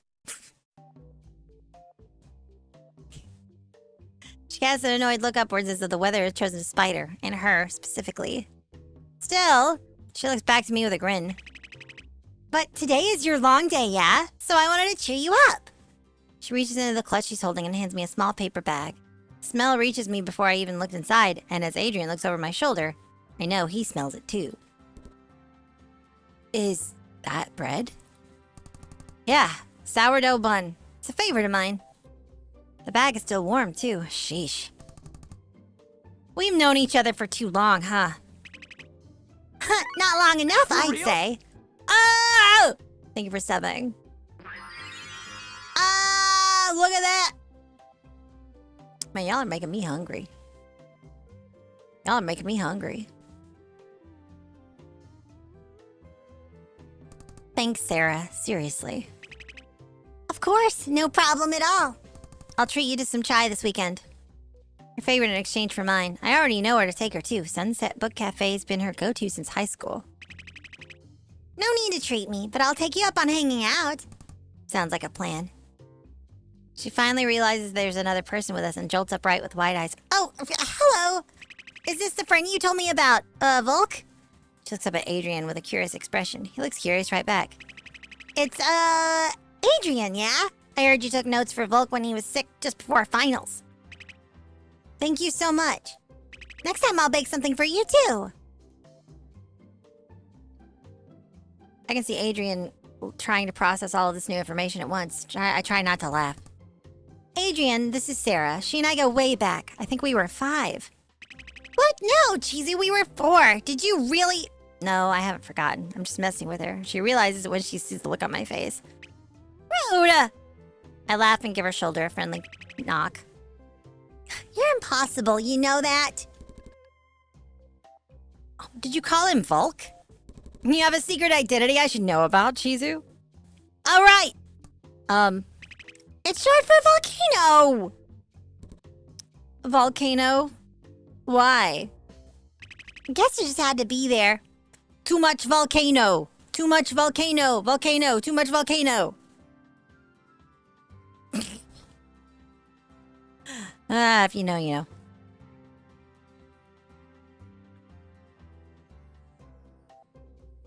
I don't know which change I made the chemistry experiment that did whatever that was. In my defense, it was really funny. Definitely owe an apology to the poor janitor who had to pull those shards out of the ceiling, though. Wait a second!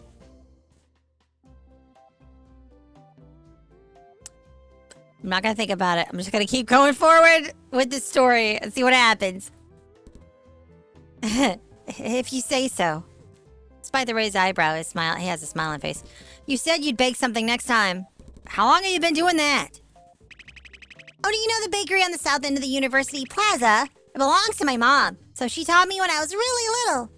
Volk was stuck with a lot of my early attempts, though. Sorry about that. I keep telling you it wasn't a problem. You always had a knack for it.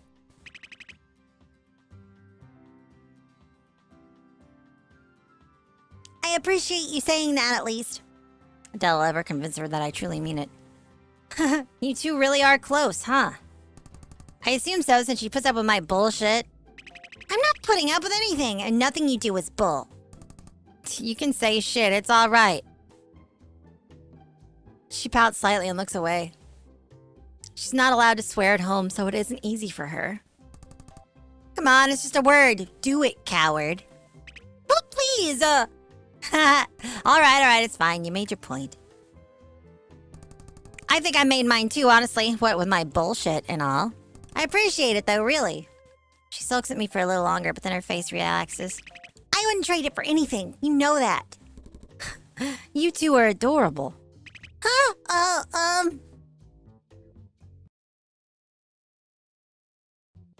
Wait a minute. Who's homeschooled?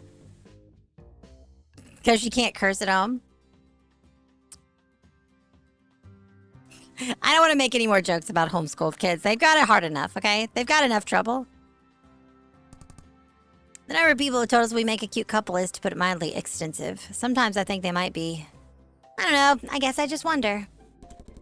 Anyway, I'm wearing out. I'm gonna cut the... Excuse me. I'm gonna cut through the field to get home. It takes a little longer, but everything's already gray enough. I get it. The overpass is faster, but sure.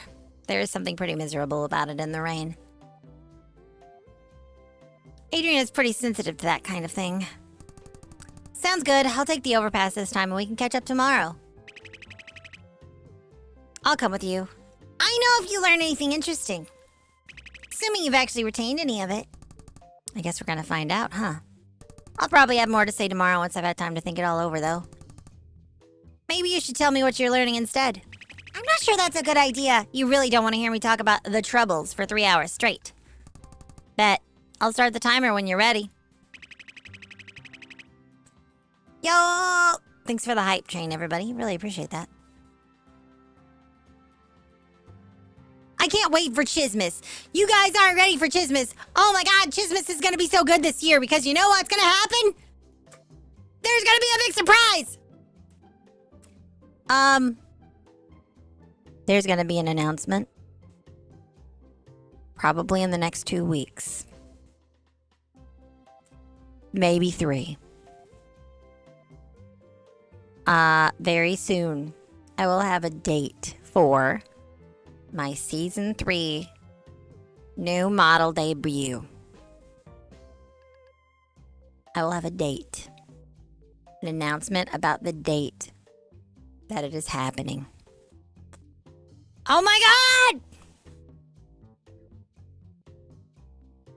It's not Halloween, it's don't talk about it. I love December, I love Christmas. And I also love Mary Day the Giraffe, and you should too. Check her out. Thank you so much for the raid. Welcome in, raiders. Sorry, I'm doing a visual novel thing. The raid alert, it's off. But hey, you know what? Check out Mary Day the Giraffe. She's on YouTube also. She's so cool.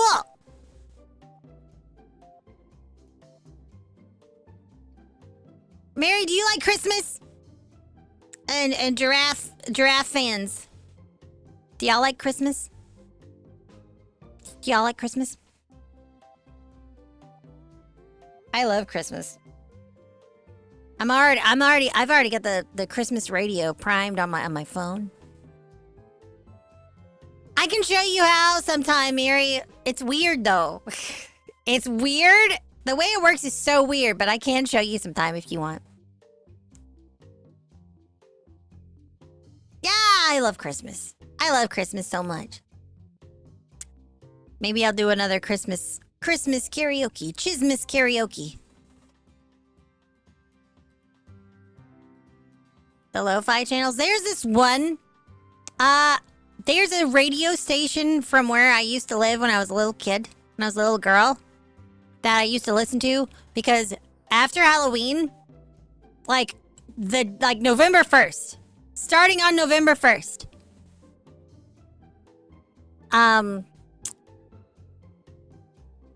They play Christmas songs 24/7 until the day after Christmas. Or is it the day after New Year's? I don't remember. I think it might be the day after Christmas though. But for like 2 whole months, it's just Christmas music, back to back, 24/7, and it's like old Christmas music, like classic stuff. And it gives me so much nostalgia. So like, I'll just pull it up and listen to it. The same radio station, because, you know, the internet is so cool. I can listen to the radio station from when I was a little girl. No matter where I live. It's so neat.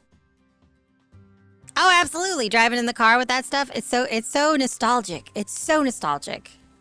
I love it. You ever get those houses who put up the little radio broadcasters thing with the light show? Yes, I have seen those. Those are really cool too.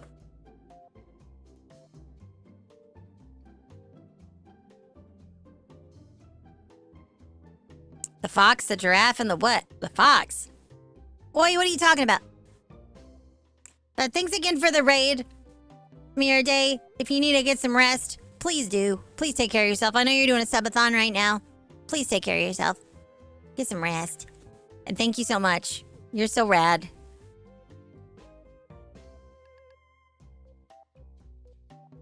Christmas Eve is your mom's birthday? You know, my birthday is not like very, very close to Christmas, but it's close enough.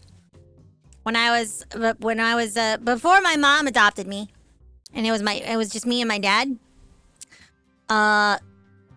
He would do like a combined gift thing because my birthday was so close to the holidays. Which that's just a growing up poor problem. Okay? I'm just gonna tell you right now, if you know, you know. All right? If you know, you know. If you had the unfortunate circumstance of having a birthday within 2 weeks of Christmas and growing up poor, you know exactly what I'm talking about. But that aside, I love Christmas. Christmas is so cool. I just like the vibe. Anyway, I'm supposed to be doing this visual novel, and I'm just stuck talking about Christmas because I love Christmas so much. And I got distracted because I was talking about a cool announcement. A cool announcement that's gonna happen. I'm going to announce my season 3 new model debut event. But also that you should watch it till the end, because there will be another announcement at that event that will also be very huge. That's all I'm gonna say. ᴠɪᴅᴇᴏ was the birthday gift and Christmas gift, born in September? Man, that's cold.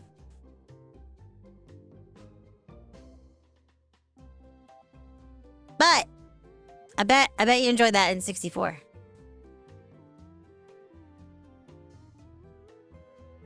My mom got it in 64 for Christmas.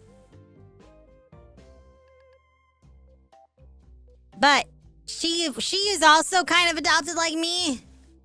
And it wasn't just for her. It was for her and the other girls that got adopted into the agency, which is different because it's not like me. It's not like me. She personally adopted me. She's my mom, but she got adopted as a trainee. So she didn't really have parents. It's a long story. Anyway, they had an N64, so she had to watch other people play Mario 64 a lot. That's kind of why she collects retro stuff, I think. I think that's why she collects so much retro stuff and enjoys playing those games with me now.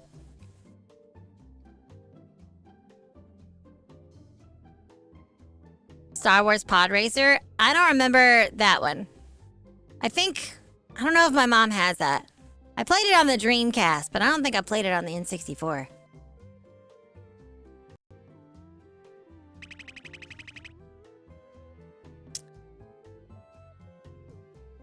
Huh?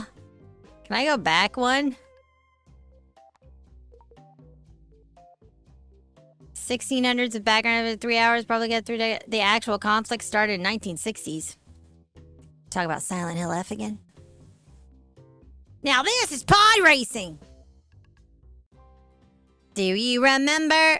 Yeah, I do remember. I remember the 8-hour GG Mooding stream on the 21st of September.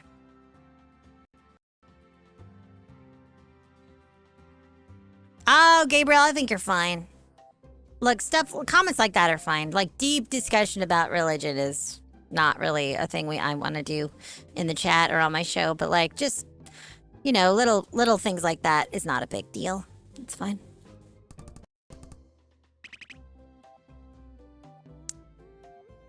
Paper Mario or Majora's Mask was the first games you ever played? I don't remember the first one I played. What was the first game I played? I don't know. Ocarina of Time was good. Anyway. History major, Sarah? She glances briefly away from me and smiles at Adrian. Yeah, it's a passion of mine. There's just so much to know about what brought us here. It's war, by the way. The answer is so much war. Yeah, that sounds about right. Well, Chizu here is pretty tired, but try not to put her to sleep, okay? She's a great storyteller, so she doesn't need to worry about that. Alright, so I wasted a lot of time.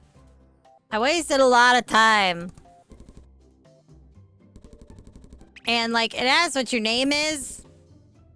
But then you're like, I want to be a magical girl. I'm very interested in knowing more about this story. I kind of want to fast forward just a little bit. I have a sneaking suspicion.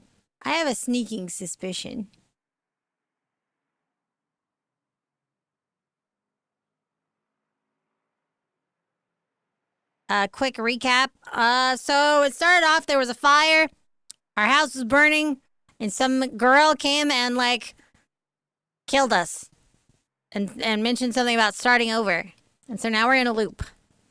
And we woke up in some place that was like heaven. And there was a magical girl there and some weird creature that was cute. And they talked to us for a minute, and then we're back here.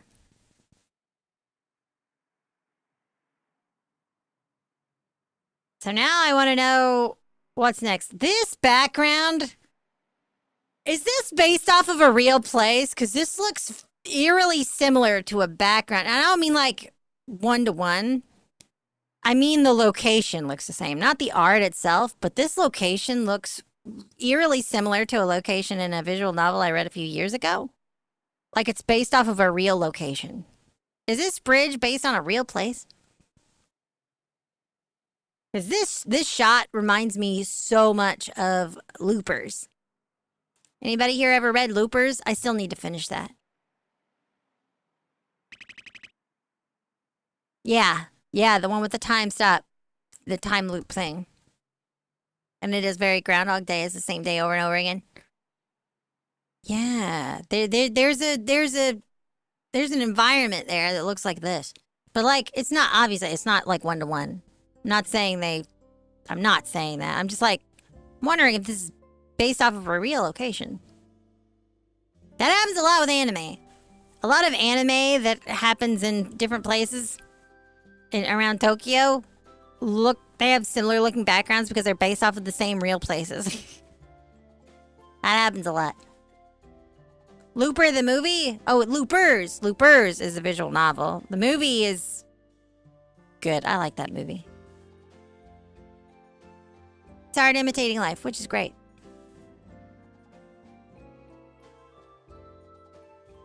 We're standing on the pedestrian bridge and she watches the traffic go by for a surprisingly long time. Concrete jungles aren't the most beautiful thing, but no matter where one goes, heights always create a fascinating view. I am afraid of heights.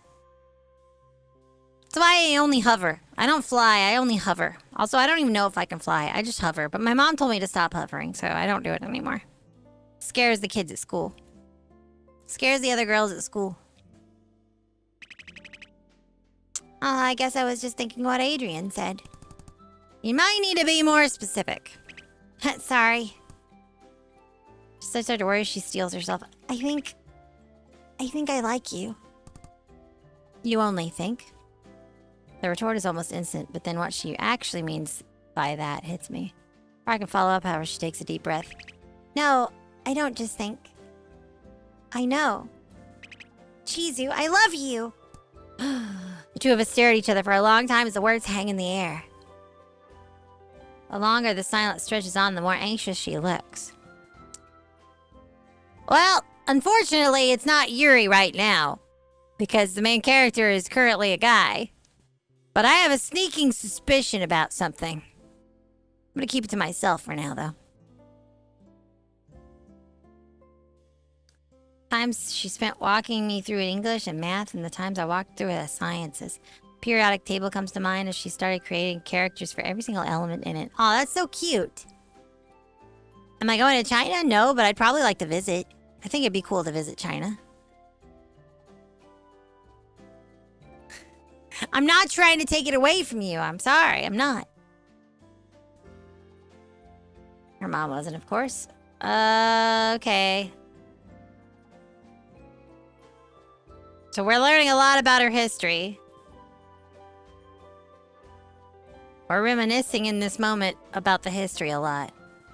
She's never had a partner, but she has had lots of friends to drama over the years. Seeing what that pain does to her, how hard she cries, how long she takes to heal from it, if she ever does. Can't imagine that happening between us. Then I couldn't imagine it happening with some of those friends either. For all the places we've been together, this would be uncharted territory for both of us. Even with the odds so low, is it a risk I'm willing to take? The mere idea of losing her scares me more than I ever thought it would, because it never felt realistic. Maybe it still isn't, but... Sarah, can you give me some time to think about it? What? The fear on her face causes my heart to clench. Chizu, This isn't no. Okay. Then what is there to think about? Her fingertips tremble. Her voice is strangled and shaky. Is there anything you need me to do, or is there somebody else? Hell no, nothing like that. I never heard her sound so afraid. I shake my head quickly. You've done more than enough, and you'd know by now if there was another person. It's not even as though I never thought about it before. I want to let it settle in. I want to be sure this is something we're ready for. I've been ready for a long time. Have you really not noticed? Sarah, let's make sure I'm ready. It wouldn't be fair to you if I went into this with any doubts. A few days, that's all I need, okay? I'm about to open my eyes again to meet the tearful gaze I can hear and assure her that it's going to be okay. It's when I felt her hands grab my arm, and I'm shoved aggressively to the side. I let out a startled yelp as I stumble sideways trying to find my footing. Before I can, my ankle hits the guard railing. It's too low to prevent a fall. People have been saying it for years. Even Sarah and I have talked about it before. I catch a glimpse of her before I fall. Her eyes are damp, but her expression... there's nothing there. The wind gets knocked out of me as my body hits the asphalt, muting any cry that otherwise would have escaped. My head makes contact with the ground, my vision flashing white. Pain radiates from the point of impact. Sting of whiplash from my neck causing a burst of heat in my skull.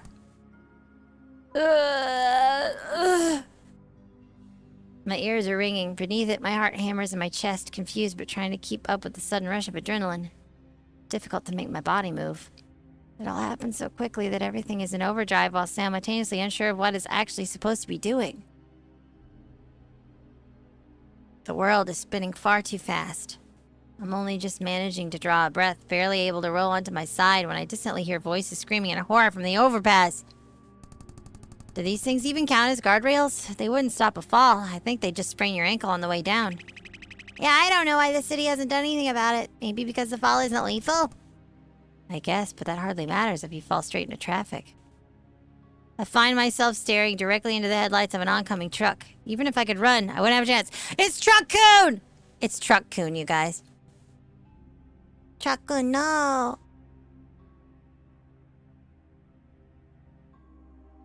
I don't want what happens next burned into her brain like that. Even if she has to live with whatever happens next. Still want her to be happy. It's over in an instant. There's the sense of agonizing impact. One that only lasts a fraction of a second. Everything explodes into red, and then nothing. It takes me a moment to reorient myself as I open my eyes. This place feels familiar. Hello there! How are you feeling? Anne reaches out in front of me and offers to help me stand. I take it, feeling a vague sense of familiarity. What happened? I don't have access to memories prior to your arrival here, so I don't know. Your name is Rain, right? You remember? Yeah. It's a bit fuzzy, but I think I've been here before. You remember? How interesting. Well, I suppose that saves some time. But if you have any questions, I can answer them for you. Why was that an isekai truck I got hit by? I don't know. Only one way to find out. You'll have to tell me how your next life goes. If your isekai has a title 3 miles long, I'm leaving. What about Sarah? Right. Don't worry about your friend. I'll make sure she's okay. My reach in that regard might be limited, but it's the least I can do for you. Any updates on the magical girl status? Wow, you remember that too! So cute. I'm not sure yet what I can do about that, but it sure would be nice for it to be the two of us. I'll need to investigate the idea further. Give me some time. Why am I back here? Everyone winds up here when they die in this realm. It's like a rotating door. It's just how it works. Don't worry too much about it.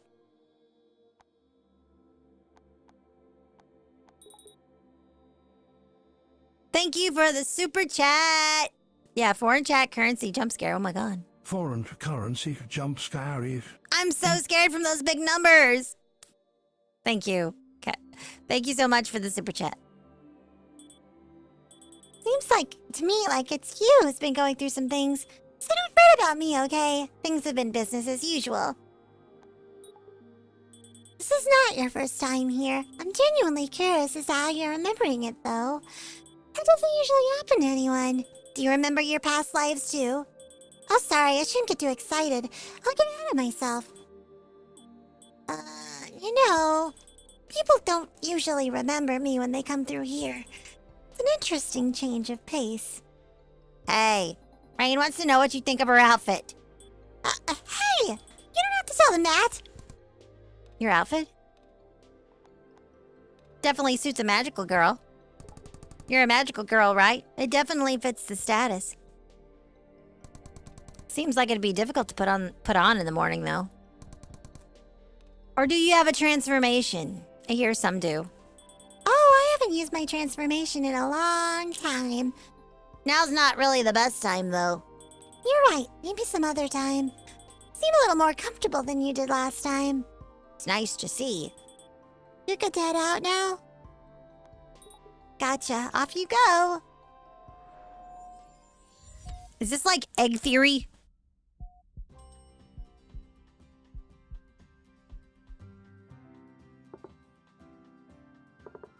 All right, I'm gonna save it.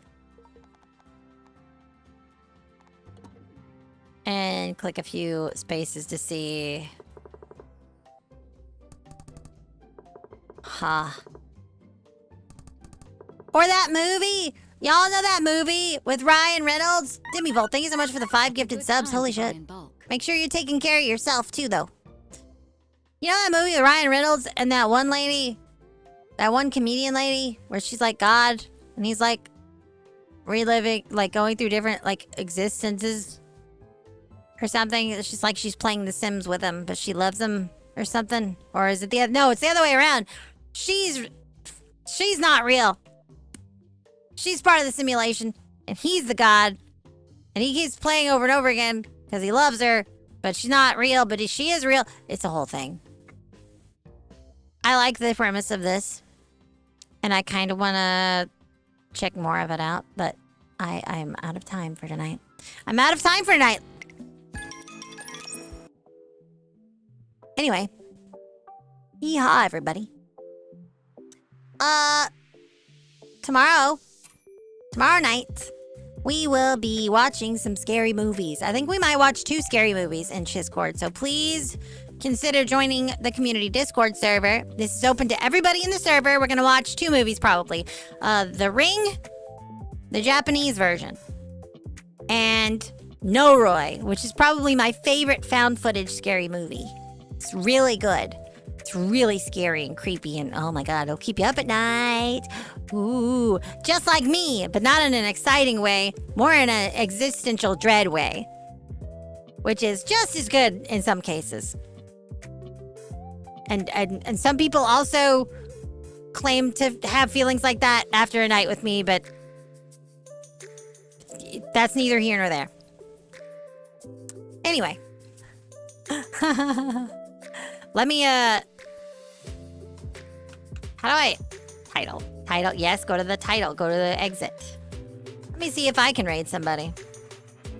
Let me see if I be raiding somebody tonight. Yes, that's how I feel about it too. That's how I feel about it too. ᴠɪᴅᴇᴏ is like peak found footage. I've not seen a found footage movie that I like or can recommend more than ᴠɪᴅᴇᴏ. That is peak. And I'm gonna try to get us try to make it where we can watch it tomorrow. Yeah. And then I got Silent Hill F on Sunday, and we'll have more stuff on what am I saying? You know, scheduled Sunday or Monday. The title of today's games? Sure. You can go to let me get this. Let me get you the Spooktober Visual Novel Jam link so you can check out submissions. This is where you find the entries. Oh, I'm not logged in. I'll post it in the YouTube. Can I get somebody on YouTube to post it in the Twitch chat? Because I'm not logged in on the Twitch chat on my OBS. Although I guess I could do it. I'm silly. I'm right here. Don't listen to me. I can do it right here. There you go. The games, or the visual novels that I read today were called Cycle of Carnations. That's the last one I was just reading. Then we have West End. West Endings. It was a cowboy visual novel, and one called Moonlit Wizardry. That was a yaoi. Yeah, we didn't get to see the boys kiss, but I will make the boys kiss. I might not be doing it on stream, but I will make those boys kiss. You better believe it. You better believe it. Don't think for a second that I won't. All right.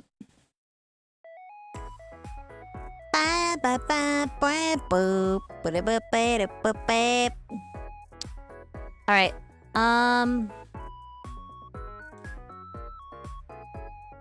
Who are we gonna raid? Let's raid somebody. Who are we gonna raid tonight? Who we gonna raid tonight? I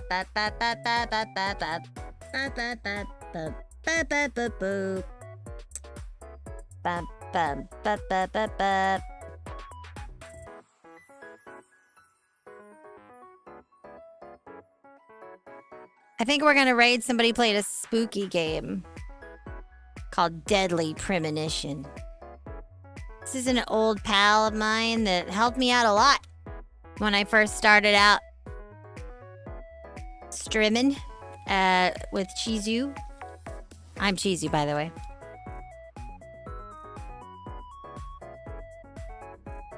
Very, very busy, yes, Gimbo. We're gonna raid ᴡᴛᴄဃ. And, I'll see you guys tomorrow for the movie night. Don't forget it. Take good care of yourselves and each other, okay? Bye! Mwah!